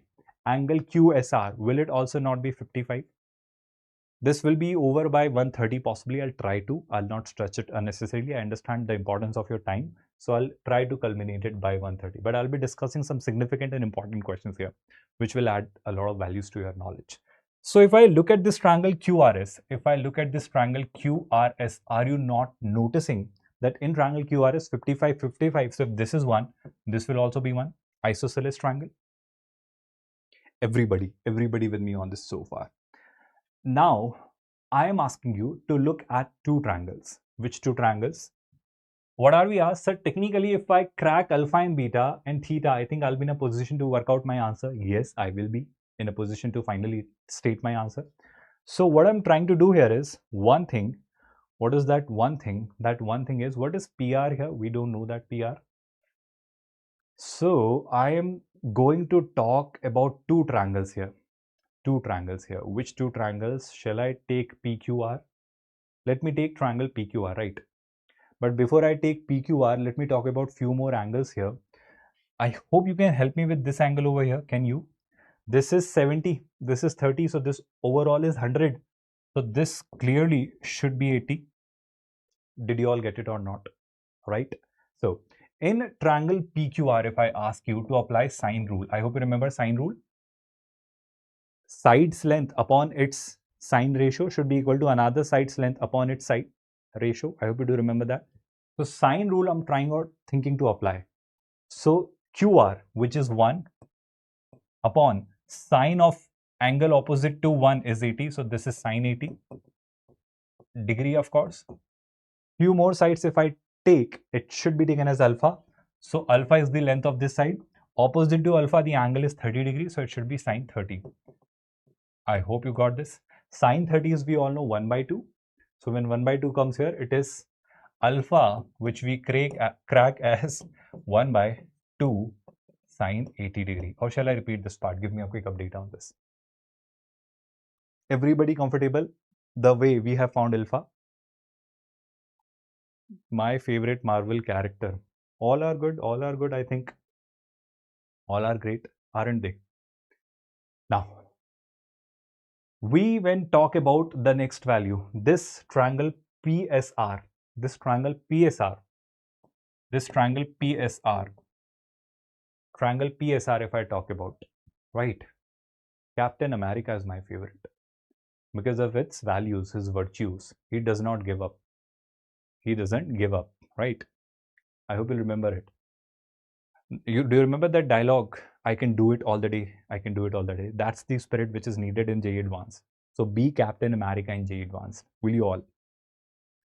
In triangle PSR, 1 upon sine theta. So side SR, which is having length 1 upon sine of angle opposite to it. So it will be sine theta. So I think I have gotten this is equal to beta. So this is your side beta upon angle opposite to beta is 40. So sine ratio of that 40 will be sine 40.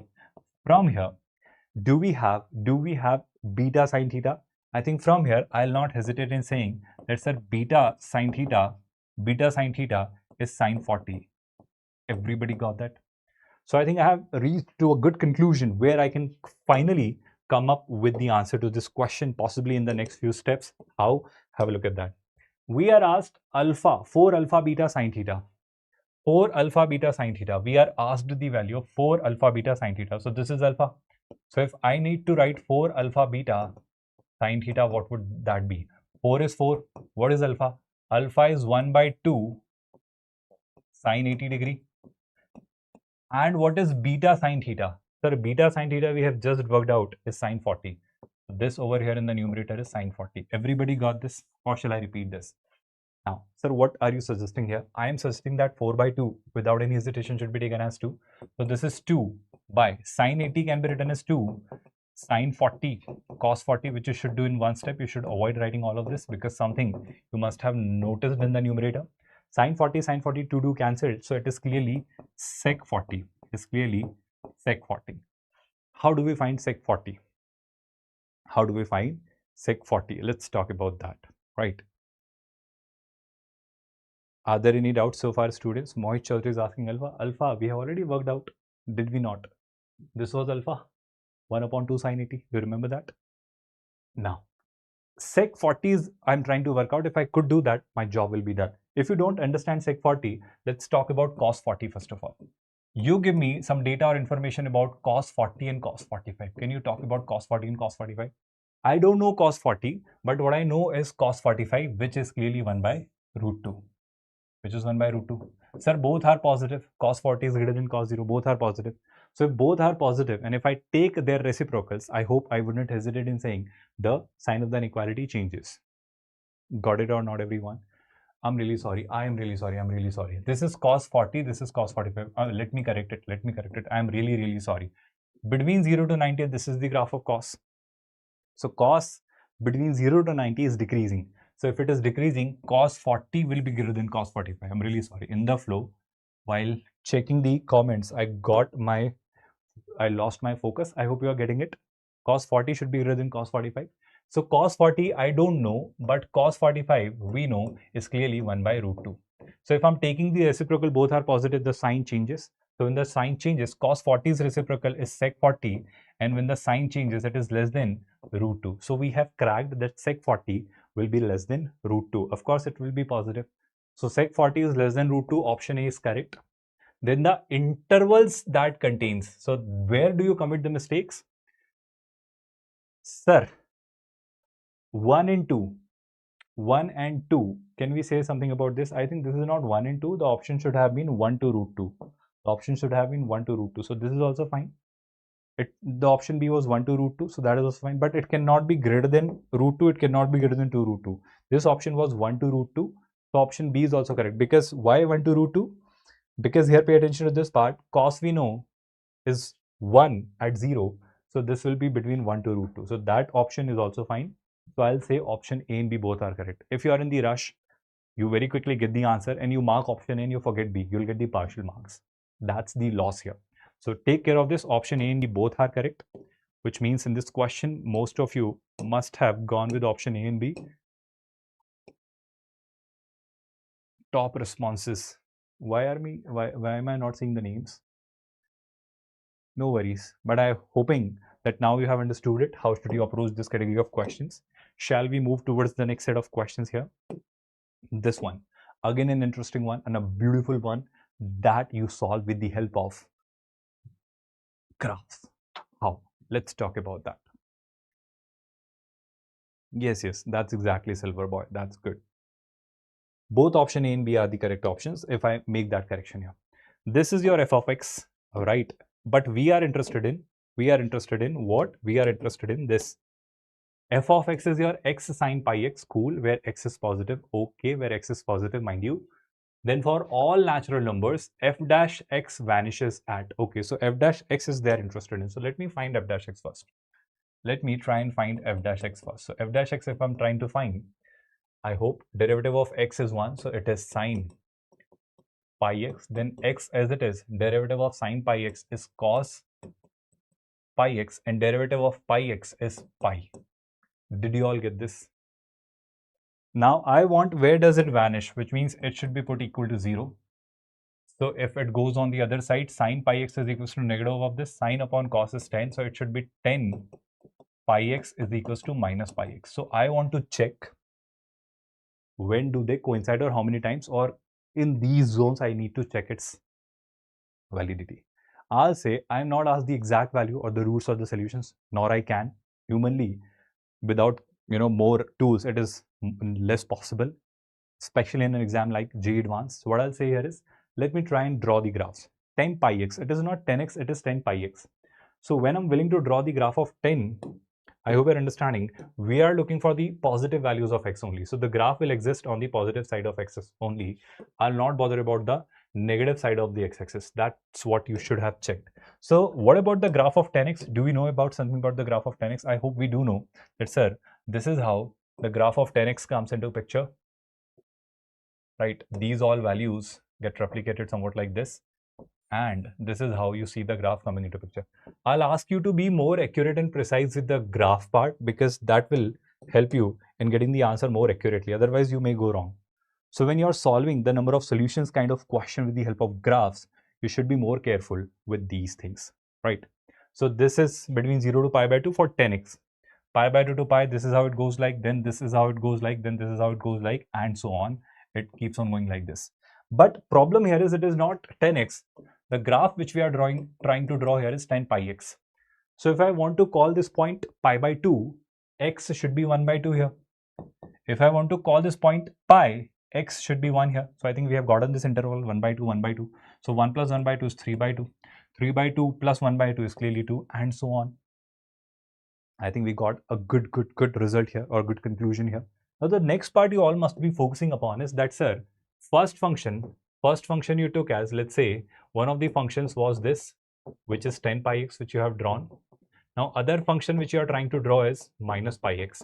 So I'm clearly seeing that minus pi x, when I wish to draw the other function, which is minus pi x, that I clearly would tell that this is going to be a straight line.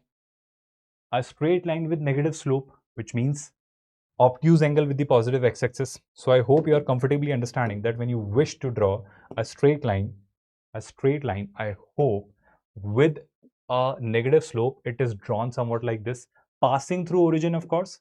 Passing through origin, of course. Will I not say that? Will I not say that? So this is how your graph of y is equals to minus pi x is drawn, because minus pi is the slope, which is negative. So obtuse angle, but this graph doesn't matter here on the negative side of x-axis. My consideration on all the positive side of x-axis. Getting it, everyone? Now, pay attention to this part. Sir, is it intersecting between 0 to 1 by 2? No. But are they intersecting between 1 by 2 and 1? Yes. Are they intersecting between 1 and 3 by 2? No. But are they intersecting between 3 by 2 and 2? Yes. So I think I have gotten a decent observation here. And based on that observation, I am in a position to conclude a lot of things. A unique point in the interval n plus 1 by 2. Let's take an example. 1, 1 plus 1 by 2. That is 3 by 2. So am I seeing a solution between 1 and 3 by 2?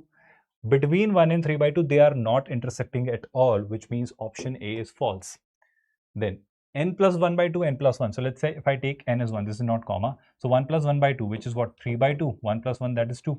Between 3 by 2 and 2, I think there is some possibility, because yes, between 3 by 2 and 2, between 1 by 2 and 1, yes, they'll keep intersecting. They will keep intersecting. So with this option B is absolutely correct.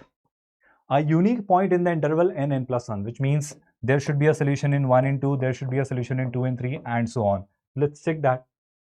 Between 0 and 1, yes. Between 1 and 2, yes. Between 2 and 3, yes. So a unique point. I hope you are getting it. So option C is also fine. 2 points. No, if option C is correct, option D is wrong. So option B and C should have been marked correctly by most of you. We did not conduct a poll in this question, but I'm sure most of you must have understood both the options. Got it or not, all the participants? Yes, these are the previous year's questions. Now, from here, if I move ahead with this conclusion, shall I talk about the next part? Everybody got this? All the participants? Or shall I give you more clarity about this? Silver boy. Good. Now, this is again a very good question, and for this we'll be conducting a poll. And this here has this as its question. So it's integer type here. Integer type means timeless poll will conduct. So let's get started with this, right? Pay attention to this part. Ny plus nz. Of course, there will be a set y, there will be a set z. So ny is what? The cardinal number. Nz is also a cardinal number. And this summation is given as k square, then mod k is what we are asked. So it is going to be a perfect square here. Got this, everyone? Here's I doubt whether you are prepared or not, that also matters. So it depends on a lot of parameters. Got it, everyone? So here, just give me a moment, students. Hold on for a while. Just give me a moment.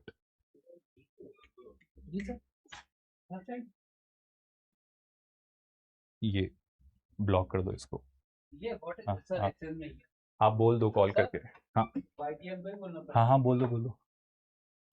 Okay, so with this, I hope we are solving this question. Let me have some water. We'll resume with this question. Give me a moment.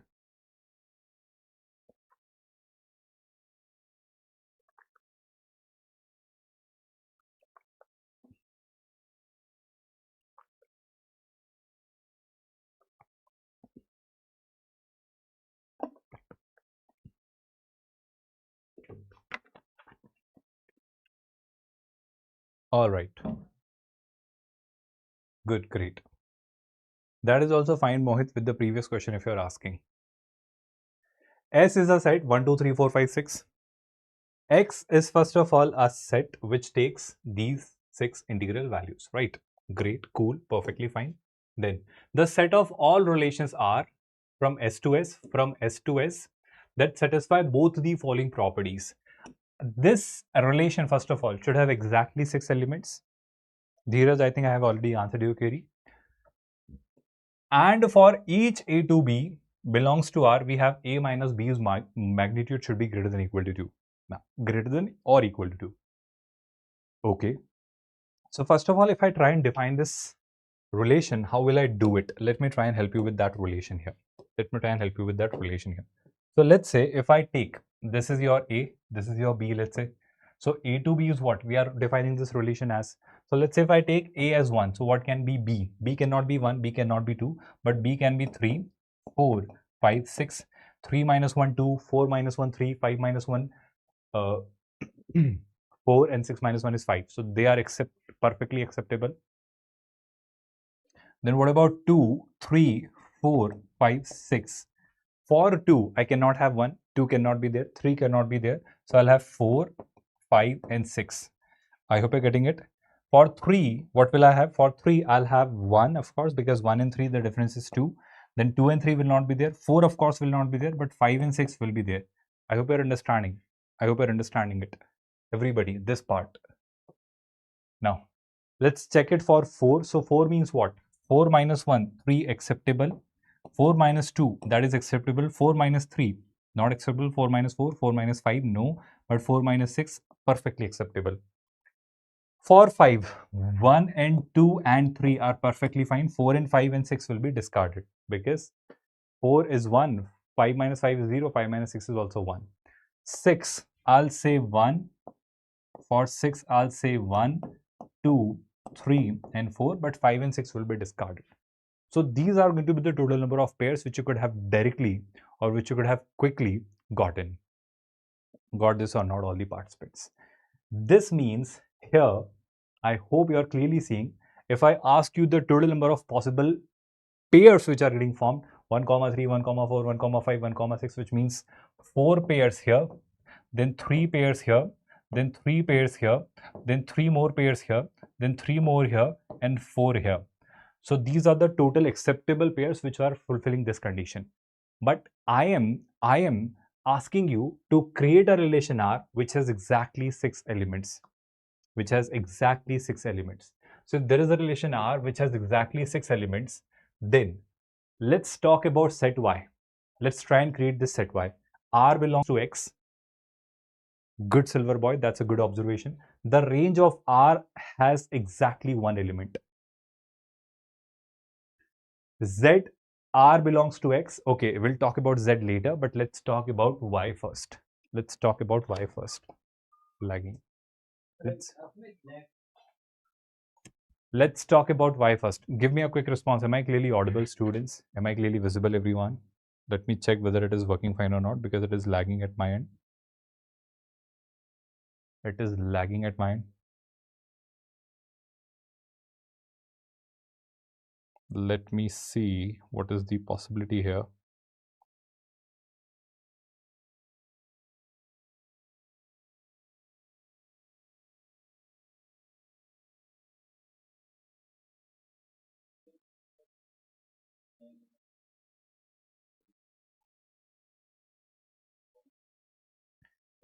I hope it is working fine. Give me a quick update. Is it going great? Let me see whether this issue of lagging has resolved or not.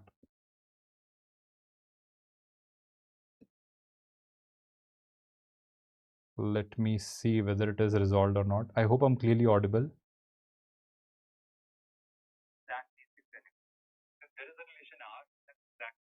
I think there is something wrong with the internet. Is it resolved now?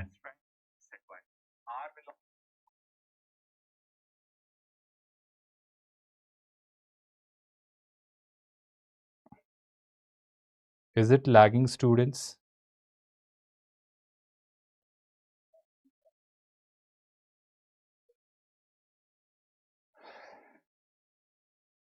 I think there is a problem of lagging.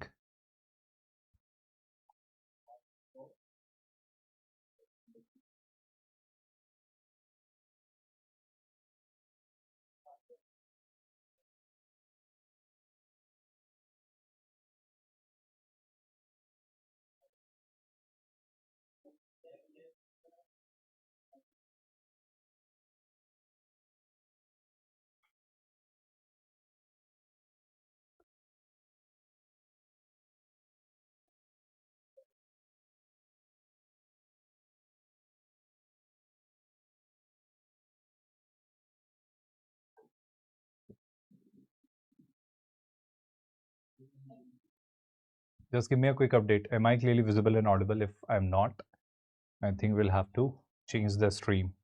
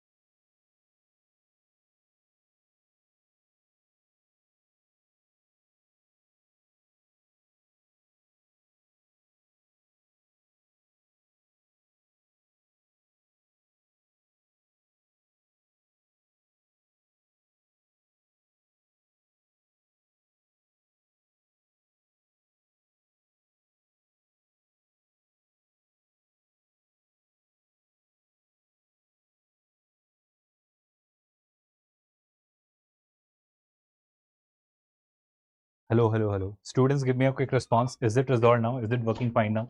I hope I'm clearly audible. Everyone, give me a quick response. Very soon I'll be visible. So I hope I'm visible, everyone. So give me a quick response. Is it going great? Let me see the comments. I hope it's working fine. Going slowly now. Okay. So I hope you can see the, I hope it's visible to everyone, all the participants. It's going great. Perfect. Thank you so much for being so patient. I'm glad that you are valuing this session and you all are still here. That's great, great, great. That's the spirit. Video, I think, is clear. I think everything is clear. Just refresh the screen if you can hear me. Refresh the screen. Refresh the screen. I think it will be going fine. So this is what we have created, right? Perfect, perfect, great. That's the spirit. Now, going ahead with this, let's talk about this set y. Set y is what? The range of R has exactly only one element. The range of R has exactly only one element. Now, can I create 6 elements? So A comma B, 6 elements in such a manner that there I get only one element. So range should be, let me try and create one such y.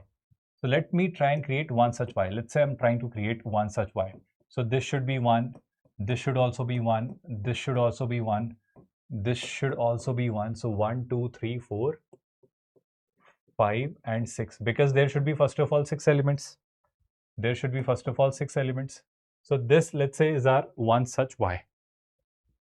What is y? Y is first of all a relation. Y is first of all a relation. But in this relation, what I'm clearly noticing, one clear observation, one crystal clear observation is that if I want output to be 1, if I want output to be 1 with exactly 6 elements, can I get that? So this 1 as an output is received with the help of 4 inputs, 3, 4, 5, 6. You cannot have 1 as the output 6 times. About 2, I think 2 I'm receiving as an output only thrice. Not fine. 3 I'm receiving as an output only thrice. 4 I am receiving as an output only thrice. 5 I'm receiving as an output only thrice. 6 I am receiving as an output only 4 times. So there is no output here which I can receive 6 times, as most of you have already gotten that number of elements in set Y will be 0. Did you all get this? So there are no such relations from, of course, S to S fulfilling these conditions where you have output coming or appearing 6 times, because any output, if you talk about, it is appearing either 3 times or 4 times. Everybody got this? Everybody got this? Now let's talk about set Z. R is a function. Now instead of a relation, this is a function from S to S. So I need to define a function from S to S. What is the condition? A minus B less than equal to 2, the modulus, which we have already fulfilled. Now it is supposed to be a function. Now if it is supposed to be a function, how do I ensure that it is a function? How do I ensure it? I hope everybody is getting it very clearly. Sir, if it is a function, every element in the domain should have a unique image in the codomain. That's the definition of a function. So one has how many choices? Sir, one has 4 choices, but out of these 4, I can choose any one. So for 1, I have 4C1 choices. For 2, I have 3 choices, 3C1. For 3, I have again 3 choices, 3C1. For 4, I have 3 choices, 3C1. For 5 also, I have 3 choices. And for 6 also, I have 4 choices. Did you all get that?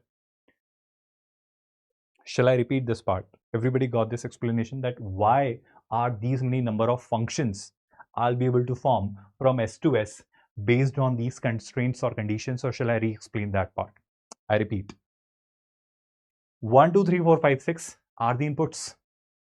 But as per the conditions given here, these can be outputs.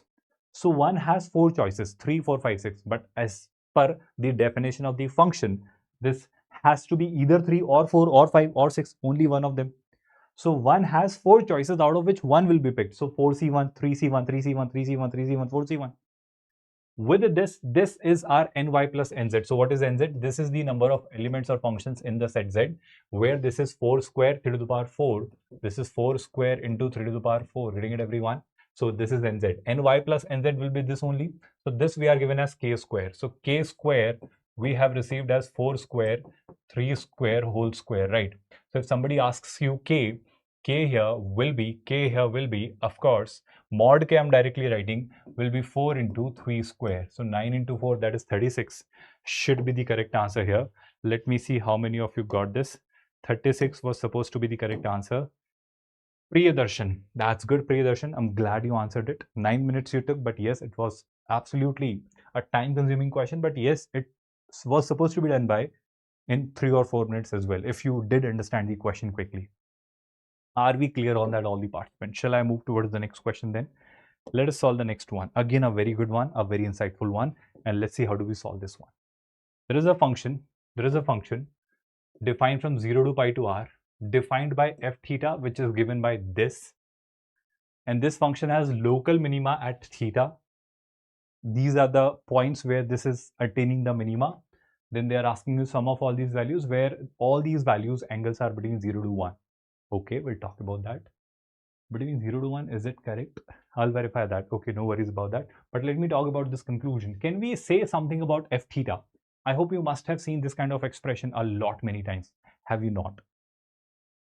Pay attention to this part, students. So sine theta plus cos theta whole square, if I'm talking about f theta, will be sine square theta plus cos square theta plus 2 sine theta cos theta. So that will be 1 plus sine 2 theta. Yes or not? Yes or no? Sine theta minus cos theta whole square square. So it will be sine theta minus cos theta whole square square. So sine square theta plus cos square theta, that is 1, minus 2 sine theta cos theta, that is sine 2 theta whole square. Did you all get that, or shall I repeat this explanation? Shall I repeat this? All I'm saying is that sine square theta plus cos square theta plus 2 sine theta cos theta, this will become this. This is sine theta minus cos theta whole square square. So sine square theta plus cos square theta is 1, minus 2 sine theta cos theta is this, and this needed to be squared. Got this, everyone? From here, I think the job is done. The question is done. Why? Give me a moment, students. I think there is some problem here. Here, what I'll do next is a very simple observation. Can I do something here? If I expand it one more time, if I'm expanding it one more time, what result will I get? I'll have 1 plus sine 2 theta. No worries about that. This will be 1 plus sine square 2 theta minus 2 sine 2 theta. Let's stop here. Let's stop here and let's simplify this. So I'll have sine square 2 theta first of all. I'll have sine square 2 theta first of all. Then minus 2 plus 1, that is minus sine 2 theta plus 2. Everybody got this? You have two choices or rather three choices. Differentiation, don't do that. Quadratic it is technically. Completing the perfect square, don't do that. Simply apply. It is going to be an upward facing parabola. Sine 2 theta will be from minus 1 to 1. And its minima will be at minus b by 2a comma minus d by 4a. Do you remember that? So I'll apply that logic here. Did you all get that, or shall I repeat it?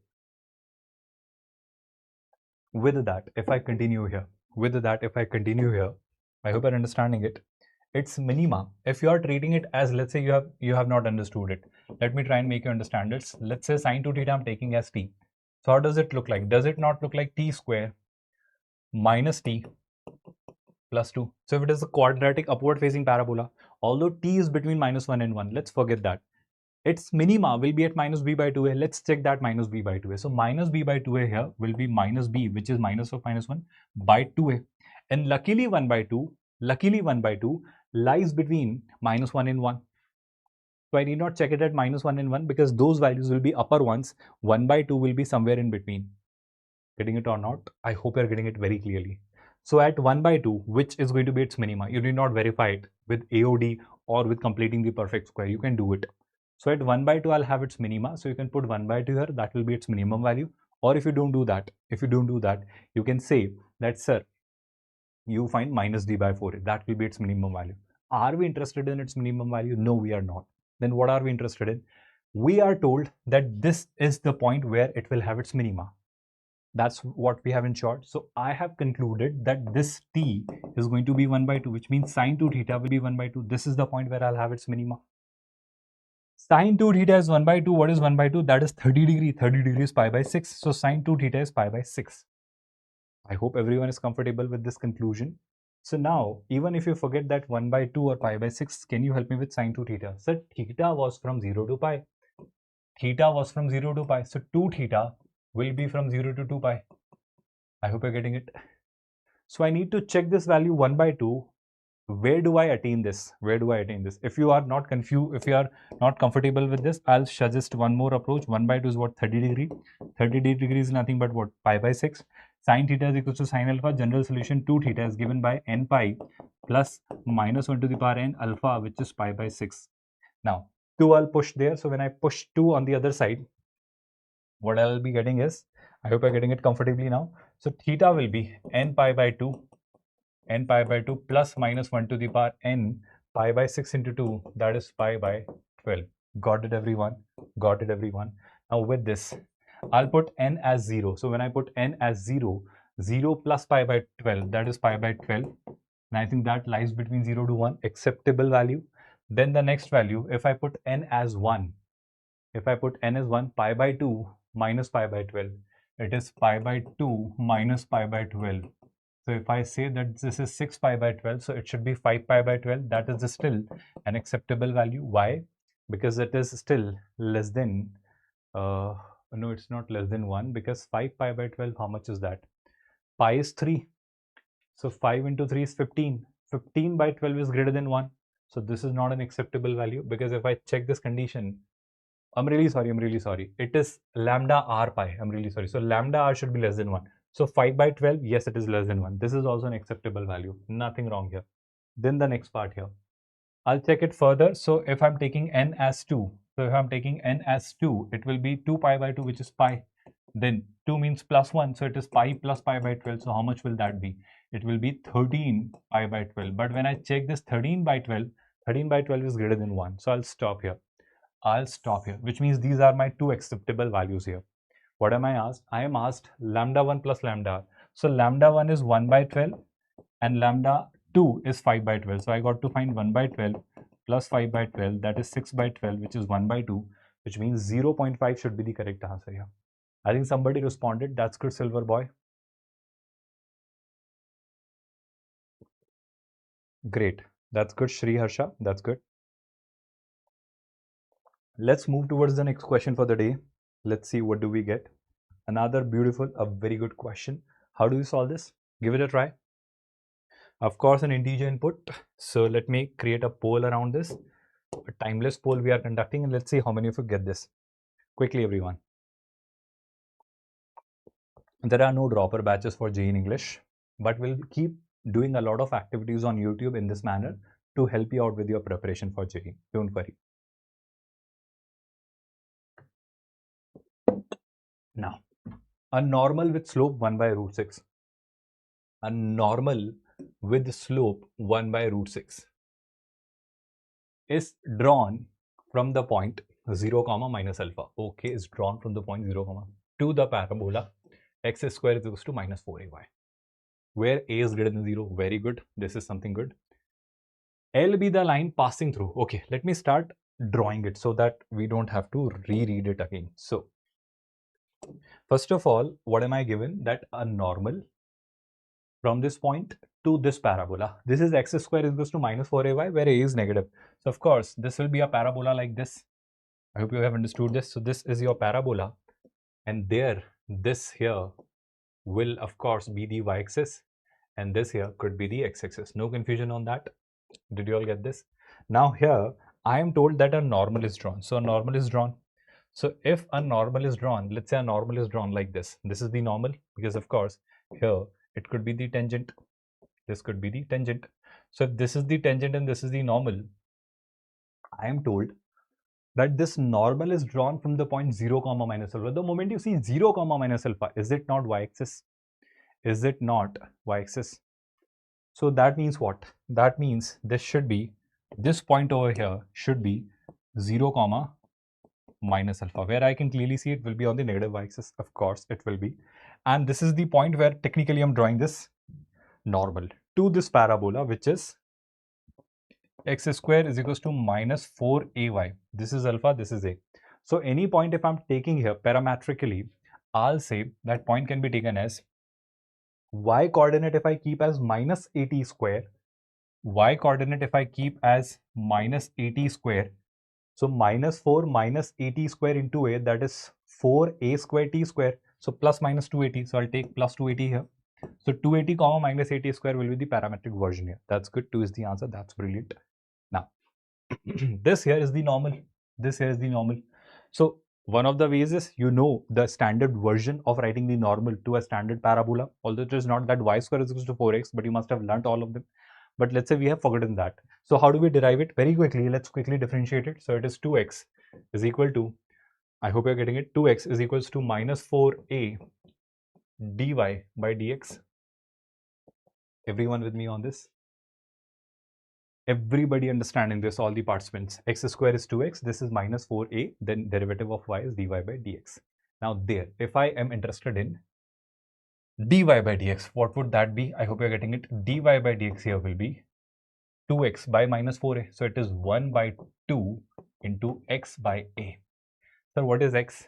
X is the point on which we have drawn the normal. So x should be replaced by 280. So if x here is replaced by 280, let's call this point a point. What point are we given? So let's define this point as P. Are we taking this P anywhere? No. So let me call this point P for a while. I hope we can call this point P for a while. So this point I'm denoting by P. So I am interested in finding dy by dx at P. What would that be? So P means 280 you should replace here. So 2a, 280. So this is going to be T. But what is T? So this T is simply the, sorry, there is a negative sign as well. So this minus T is clearly the slope of the tangent. So this is the slope here. But we don't want that. What do we want? We want the normal here. So that will be negative of it. So slope to the normal here will be 1 by T. With that, if I wish to write the equation of the normal, what would that be? I hope everybody with me so far. No confusion on whatever is being done. So slope of the normal we have gotten. I think we can write the equation of the normal very quickly. What would that be? Y minus y1, that is y minus minus 80 square, that is y plus 80 square is equals to normal, which is 1 by t times x minus x1, that is x minus 280. So if I rearrange it, it will be ty plus 80 cube is equal to x minus 280. So do you remember it? Do you remember it that ty, I hope you must have understood it, that x is given by, or ty I can directly write as ty is given by x minus 280 minus 80 cube. That is the standard version which you must have learnt. That is what we have derived. So let's say if you have forgotten this result, you can derive it. And in case if you are confused, you can derive. But of course, in advance, you don't derive. You don't derive. You learn these results. You remember them so that you can save some time. Now, I will say that what do we do next? We have gotten the normal. Sir, what was T? What was T? I think we don't know that, but I think we have the equation of the normal. Come back to this. There in this question, we were told that, sir, normal has a slope 1 by root 6. Normal has a slope 1 by root 6. That means this T I can conclude will be root 6. So if T is root 6, the equation of the normal here will be root 6y, that is Ty, is equal to x minus 2at, that is 2a root 6. Getting it, everyone? Minus 80 cube, that is minus a root 6 cube. So that is root 6 square into root 6, that is 6 root 6. Got it, everyone? That is your equation of the normal. Correct me if I'm wrong. Everybody with me on this? Now, look at this part. We are told that this normal intersects y-axis at 0 comma minus alpha. So 0 comma minus alpha must be satisfying it. X 0 y minus alpha. So if I replace 0 comma minus alpha here, this will become what? Y is replaced by minus alpha. So this is minus alpha times root 6 is equal to, this is 0. This is minus 2a root 6. And this is minus 6a root 6. Correct me if I'm wrong. Root 6 times alpha with a minus sign. This is 0 minus 2a root 6 minus 6a root 6. So with this, what do I get finally? I think I'm finally able to establish a relationship between a and alpha. I think minus minus minus root 6 root 6 root 6 cancelled. So this is alpha on the left hand side. This is 2a, this is 6a, that is 8a. That is something very substantial we have concluded so far. Any confusions on that? Definitely Sudarshan, but this probably is the last class and this I think is the second last question. If you want, we'll provide more PDFs on our WhatsApp channel. You can follow our WhatsApp channel by clicking on the link given in the description. With this, sir, what are we given additionally? I think we are given some more information. What is that? Let me take that information into picture now. We are told that a line L is drawn parallel to the directrix of the parabola passing through 0, minus alpha, which means I am drawing a line parallel to the directrix of the parabola which is passing through 0, minus alpha, which means this line. Yes or no? So this line is intersecting this parabola at these two points. Now what are we given? The points are A and B. Okay, so this point here is, let's say, A, this point here is, let's say, B. Then what are we told? Let R denote the length of latus rectum. So length of latus rectum is clearly 4A. So I am clearly assured that R will be 4A. I need not hesitate in that. Length of the latus rectum, and S denote the square of the length of the line segment AB. So S here, if I try to find out S. So if I am interested in finding S, how will I do that? Let's work on that result. So where do I do it? Shall I do it here? So I am interested in finding S, which is the square of the distance between A and B. So if I could crack A and B's X coordinate, my job will be done.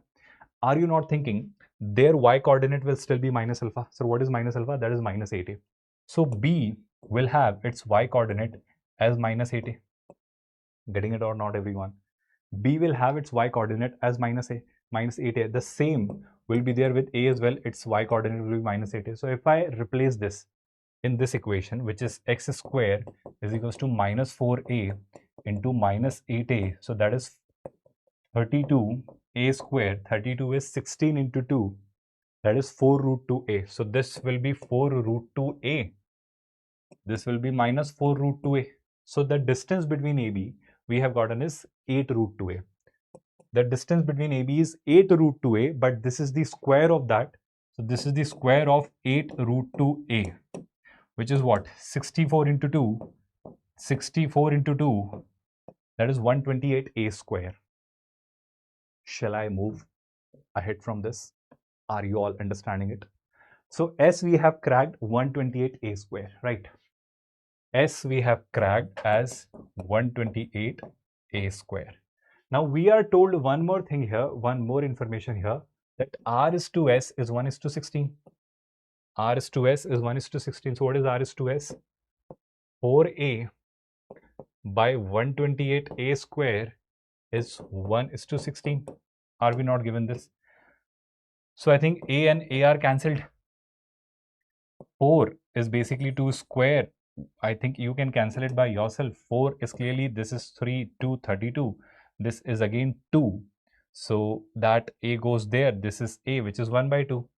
Everybody got this, or shall I repeat this? This A goes there. This is 16 by 32, which gives you A as 1 by 2. What are we asked? We were asked 24A. Will it not be 12? 24 by 2. Everybody understood that, all the participants, or shall I move ahead from here? Everybody, did we conduct a poll here in this question? Yes, we did. So the answer here will be 12. Let's see how many of you got this. So poll is stopped. Vantaku Jitendra has gotten it. Great. 25% of the people who have participated in the poll. 10 minutes he took. Good, Vantaku. But I hope all the other students who were watching the solution must have understood this. Great. Now, can I move ahead from here? The next one, a very interesting one. The second last question for the day. Okay. This is I, this is J. These are your options. Let's quickly do a poll here. Single choice, timeless poll. Let's see what do you get as the answer, right? Here we are. I is given as this. J is given as this. And we clearly are interested in finding J minus I. So instead of finding J and I separately, I think it's better that we find J minus I, so that it may get simplified. So let me write J minus I first of all. So if I'm writing J minus I, what do I get? Of course, integration is there. So integration sign is there. Can I try and simplify this? Because I'm seeing a possibility that if I multiply the numerator and denominator of J with e to the power 4x, I'll be seeing something more beautiful. So I'm rewriting j as e to the power 4x multiplied in the numerator, that will make it e to the power 3x. E to the power 4x multiplied here, 1 into e to the power 4x is e to the power 4x. E to the power 4x into e to the power minus 2x is e to the power 2x. E to the power 4x into e to the power minus 4x is 1. So this is what I'll get j as. Why did I do it? Because there I can see some similarity in the denominator of j and I. Yes or no, everyone? So j minus I, I'll be receiving as here. In the numerator, both of them have the same denominator. So in the numerator, it will be e to the power 3x minus e to the power x, and the denominator will be very much sorted as e to the power 4x plus e to the power 2x plus 1 dx. Did you all understand how did I write j minus I? That's good, Jivin. That's good. That's great. Now from here, I think the beauty lies here in the simple observation that here, can I take e to the power x common from the numerator? When I do so, what do I get? If I'm taking e to the power x from the numerator, e to the power 2x minus 1 is what I'll be left with. So I'll be left with e to the power 2x minus 1 if I take e to the power x common. Everybody getting that? Now, one thing I'm suggesting you all to do is a very standard substitution I'm asking you to do is e to the power x, if I substitute by t, then I hope you wouldn't hesitate in saying e to the power dx becomes dt, and half of my problem is solved, because what I'm looking for is j minus I, which looks like what? Which looks like e to the power x dx is dt. So this is e to the power x square, which in the numerator is u square minus 1. Right, everyone? In the denominator, it is u to the power 4 plus u square plus 1 du. I'm really sorry. Why did I become u? Mistakenly, I have taken it as u. So let me replace it by u here. So this e to the power x du, e to the power x dx becomes du. I hope you are fine and okay with that. So I hope you must have solved this category of problems a lot many times. Have you not? Have you not done this category of questions already a lot many times? Yes, standard. Good, good, good, good, great. Now with this, when I try and solve this further, what will I be doing here? I hope no confusion so far on whatever is being done. In the numerator, what am I seeing? Sir, in the numerator, we are seeing u square minus 1. So the best thing here in this category of questions you do is you divide numerator and denominator both by u square. When you do so, what do you get? So if numerator is divided by u square, it will be 1 minus 1 by u square. It will be 1 minus 1 by u square. Sir, why are you doing this? Have patience. You will see something standard coming in front of you. That result which you must have studied in indefinite integration. There, it is u square. This is 1. This is 1 by u square. So this is u square plus 1 by u square plus 1. Can I write it like this? Now I have two choices. Either I can convert it into u plus 1 by u whole square or u minus 1 by u whole square. But that choice I'll decide based on what is there in the numerator. Do you remember that general idea? Which means here, if I convert it into u plus 1 by u, and if I take that as t, then 1 minus 1 by u square du will be dt. So I got to take it as plus. Are you getting it? That choice we have in our hands. So if I add 1 here, which means it becomes 2, then of course I got to subtract 1. So this is u square plus 1 by square plus 2 into u into 1 by u, a square plus b square plus 2ab. That means what? This expression becomes numerator is 1 minus 1 by u square du, and the denominator becomes, I hope you are saying, u plus 1 by u whole square minus 1. Give me a quick update on whatever is explained so far. Getting it, everyone? All the participants. Now this here tells you that if you now, what did I do? Just give me a second. Did I switch to the next slide? Here we are, right? So this I think is what I have done. Yes. So here, this I'll remove. Now what I'm suggesting you all to do is, I hope most of you must have cracked it. U plus 1 by u. Sir, u plus 1 by u, if you take it as t, then of course, u's derivative is 1. 1 by u is minus 1 by u square. This du will be dt. What does it mean? This du is dt. So in the numerator, it is dt. In the numerator, it is dt. Denominator is, this is t minus 1. So t square minus 1. 1 can I treat as 1 square? Why? Because I hope you must have studied this formula a lot many times. 1 upon a square minus x square. Do you remember that identity? Sorry, 1 upon x square minus a square it is. I hope you must have learned that formula, which I'm going to use now. Everybody with me on this so far?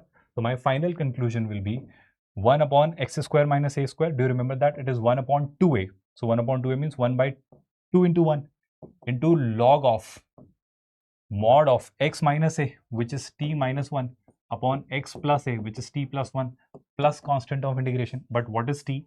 So t is technically your u plus 1 by u. Getting it, everyone? So t is u plus 1 by u. So I need to find t plus 1 and t minus 1. Okay. So let me find t plus 1 and t minus 1. So u plus 1 by u plus 1, and I'm interested in u plus 1 by u minus 1. Getting it? Shall I write it directly there so that we don't have to write it double or twice here? So that version I'll be writing here. Where do we have that? I think here, right? So this is where I'm writing it. Have patience. I'll be forwarding these notes to you. So I'm trying to keep it as systematic, as structured as possible. If you want to have these notes, you can have them by following our WhatsApp channel. There will be uploading this entire sessions PDF on our WhatsApp channel. Right now, getting back to the discussion here, I hope you all are focused, attentive, and learning. T I'm receiving or replacing by this. So this is 1 by 2 log u plus 1 by u minus 1, and there it is u plus 1 by u plus 1. Of course, I'll be multiplying u in the numerator and denominator. U square minus u plus 1, it will be u square minus 1 plus u, and it will be u square plus u plus 1 it will be. I hope no confusion on that. U square, let me just recheck it because there is some disturbance outside, so I got disturbed. This is this. So if I'm multiplying it by u in the numerator, let me write it here instead of trying to bypass these steps. So it is 1 by 2 log. So if I'm multiplying u in the numerator, u square, then it is 1 minus u. So it is u square minus u plus 1. In the denominator, u square plus 1 plus u. So it is u square plus u plus 1. Everybody got this? But sir, there is still a catch. What is the catch? The catch is it will last for another 10 to 15 minutes and will be done. Is that okay? Now, there if I rearrange it, I think I need not, because I finally need to just substitute u. What was u? I think u, we did take as, what was u? I think u was e to the power x. So my job is done. If u is replaced by e to the power x, you will get your answer. So this steps gives you the final answer. This will give you 1 by 2 log of u is e to the power x. So it should be e to the power 2x minus e to the power x plus 1 divided by e to the power 2x plus e to the power x plus 1 plus c, and that should match with one of the options, e to the power 2x minus e to the power x plus 1, and that clearly matches with option C. Let's see how many of you got it right. I think option C, most of you must have marked. So that's good, Priyadarshan and Vantaku. That's brilliant. I'm glad you answered it. Brilliant. Okay, so we'll be moving towards the final question for the day. Let's see how many of you solve this. Again, a numerical type. Let's see how many of you get this. So integer type question. Final question for the day. Let's see how many of you are able to solve this. Everyone, give it a try. Everyone, give it a try. So there we are. Z is a real number. Tan inverse x is between minus pi by 2 to pi by 2. Then the minimum value of a function, which is from R to R, given by this. So again, when minima and maxima comes into picture, one of the most underrated formula, which you must have used a lot many times, Newton-Leibniz formula. Do you remember that? So with the Newton-Leibniz formula, given for that, you can see a lot of lives. We have conducted marathons previously as well. Yesterday and the day before yesterday, we have been conducting a lot of marathons. You can watch them. We have been solving a lot of questions. Whatever category of questions you want, we have already been doing it. So I want minima. That means I got to differentiate it. So I'm trying to find f dash x. So if I try to find f dash x, which means what? Differentiate it. So Newton-Leibniz I got to use. I hope you're understanding. This here is your upper limit. This x tan inverse x, this is your upper limit. This is your integral. I hope you are able to differentiate it, right? So when I apply Newton-Leibniz, what does it say? Sir, upper limit passed to this integral where t should be replaced by x tan inverse x. So it should be e to the power x tan inverse x minus cos t, without any doubt, divided by 1 plus t to the power means x tan inverse x raised to the power 2023. Did you all get this, or shall I repeat this?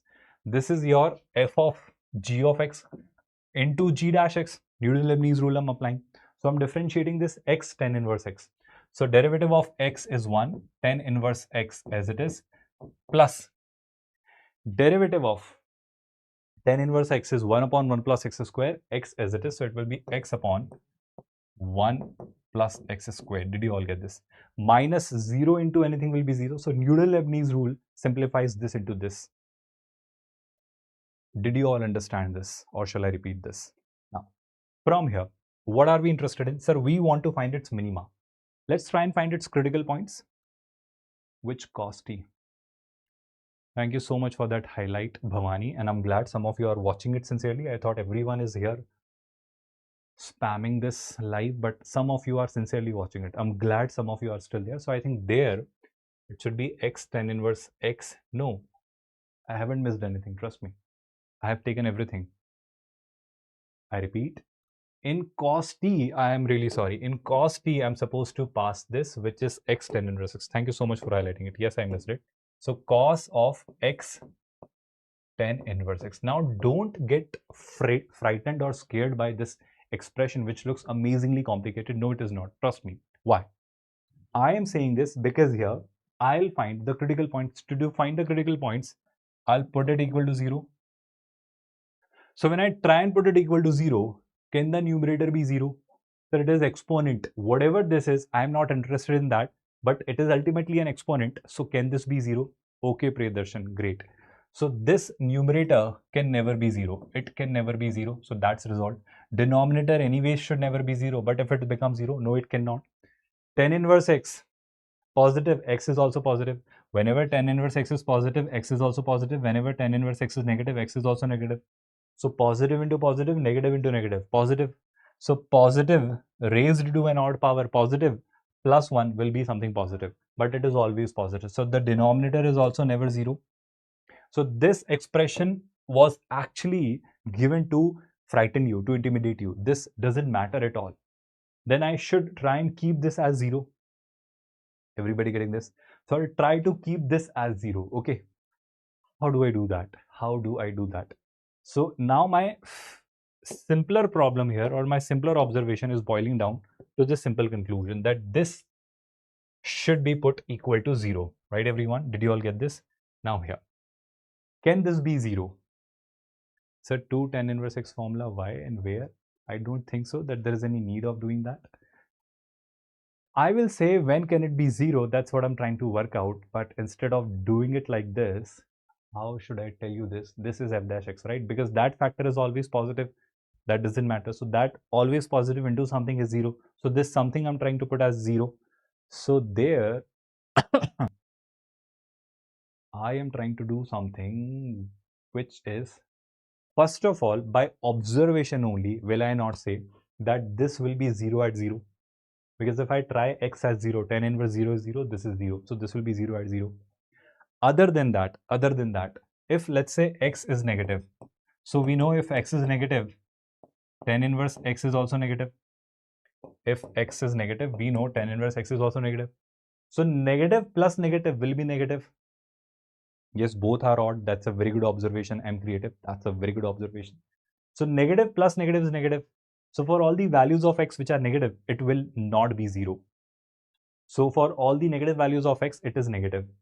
What if x is positive? So if x is positive, we know tan inverse x is also positive. It lies above the x-axis. So positive plus positive is positive. So it will not be 0 again. So what I am now able to conclude is that it will be 0 only when x is 0. What does it mean? It means f dash x is negative when x is negative. It is 0 when x is 0. It is positive when x is positive. What does it mean? Am I not able to reach to a conclusion where I could draw the graph of f of x? F of x is decreasing. Then at 0, it should be attaining its minima, of course. And then after 0, it is increasing. So 0, f of 0 will be our minimum value. Did you all get this or not, all the participants? Now, f of 0 will be its minimum value, that we have concluded. So f of 0 means what? F of 0 means integral of this 0 to 0 into tan inverse 0, that is 0. So 0 to 0 of any integral, 0 to 0 of any integral here will be what? Whatever it is, 0 to 0 is 0. So f of 0 we have received as 0. So its minimum value will be 0. So does it mean whenever there is a very much complicated questions, the answer is always 0? No. Luckily or coincidentally, the answer here is 0. And 80% means Kaushik, Silver Boy, Frozen, and Priyadarshan. 31 seconds, Kaushik. Really, 31 seconds? Good, good, good. I can still believe these two answers, but that's very quick. You are super intelligent, I think. Good, good, good. So I think we are clearly done with this session, and I am now concluding this session. But before I conclude this, I want to talk about something very important. Have patience. Watch this. Don't stop it here. Stay here. I want to discuss something very important. First conclusion. You should be targeting, first of all, 30% of your paper. What does it mean? 30% of your paper means, let's say in paper 1, let's say there are somewhere around 50, 35% technically I'm saying. So in paper 1 or paper 2, approximately if I take, there could be, based on the previous year's trends, 35% of your paper is approximately 18 questions. That is approximately 18 questions. So if you are solving these 18 questions with 100% accuracy, trust me, you are getting a rank. You are clearly getting a rank under 10,000. Sir, why are you mentioning this part time and again? Because I want you all to understand that this exam is not about solving, yes, paper strategy is what I'm discussing, Mohammed, now. Pay attention to this part. I am giving you this part here because we are clearly not interested in wasting our time on those 70%, almost 65 to 70% of those harder or difficult problems. Rather, we are focusing on 35% of your easier problems.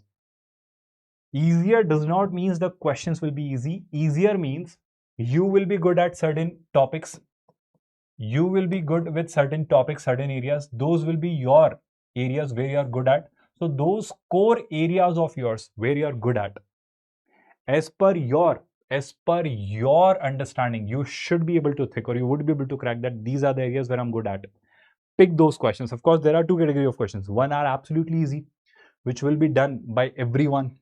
Second category of questions, which will be of your core areas where you are good at. So your strength will help you in deciding those 35% to 40% of those questions. 18 questions in 180 minutes. That means one question, for one question you'll get approximately 10 minutes. If you are getting one question in 10 minutes, are you not thinking that you hold a very good chance of solving it accurately? Sir, this practically looks impossible. Theoretically, it sounds good. I totally get this. And of course, to get into IIT is not sufficient. You want to top, you want to get good branches. So of course, there you got to increase your percentage. Trust me, even with 40% of the way, statistically I'm speaking, historically based on data I'm saying, if you are solving 40% of the paper, you are getting a rank under 5,000, and with 5,000 rank in IIT JEE Advanced, you are getting a top IIT. Of course, you have to do some adjustment with some decent branches, and if you are wanting more, then of course, try to increase this percentage. But this is the safer side strategy which I'm giving you. Again, two things, on two parameters, I'm deciding those 35% easy questions. First parameter, once one category of questions which are definitely easy questions. Second category of questions are those questions which are asked from your core area. Your core area means the area in which you are good at. Let's say you think that you are good at complex numbers and there's a question on complex numbers. You should be able to do that. Unless it is absolutely tough, amazingly tough. So on these two parameters, you classify a question as easy. Either it is absolutely easy, which is easy for everyone, or if it is a question which belongs to your strengths area, where you are good at. It's like your home ground. So if you are playing at your home ground, you should be scoring well. Everybody got my point now, or shall I re-explain that? All these students. Second thing which I want to talk about right now is that a lot of students commit a mistake that this game is a game of stamina. This game is a game of mindset. This game is a game of endurance.